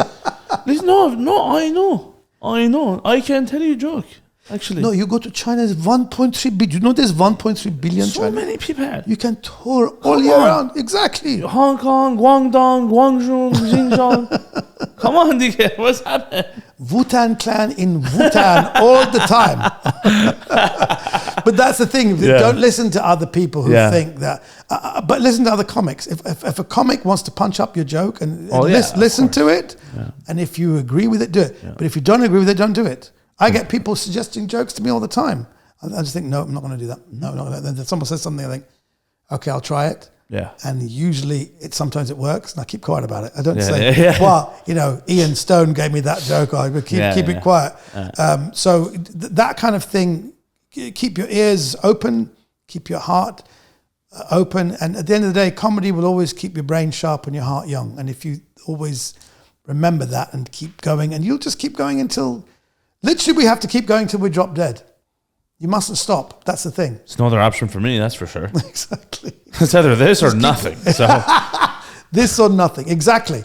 But it will keep you young. Yeah. And you are looking good, man. I'm telling you, you're looking good. Thank you. Keep on the journey. Yeah. It's all a journey, man. You're looking healthy Lifestyle. and well. People always think that, people think I'm funny if I'm really fat. No, not necessarily. I used to think that. No, you must not think that. You can get healthy. Yep. You can be healthy and funny. It makes no difference. Yeah. And the one thing I always tell myself is if I can't be 100% healthy, I can't be 100% as a performer. Now, Exactly. Am I gonna be 100% ever? I don't know. No. But if I don't at least strive towards the 100%, then in the career side of things, I also won't strive for the 100%. So As long as you do as I say, not do as I do, because I am very overweight and I love burgers. I have never oh my stopped. God, burger! I can't. Oh my God. You do a gig, do a great gig, reward yourself Yeah, with a burger. Do a bad gig, comfort yourself. Yeah. But lettuce for this time, bread the next time. But that's how I got fat. I know. I was a fit guy until I started doing comedy by the time I was 32, 33. Oh wow, that's pretty.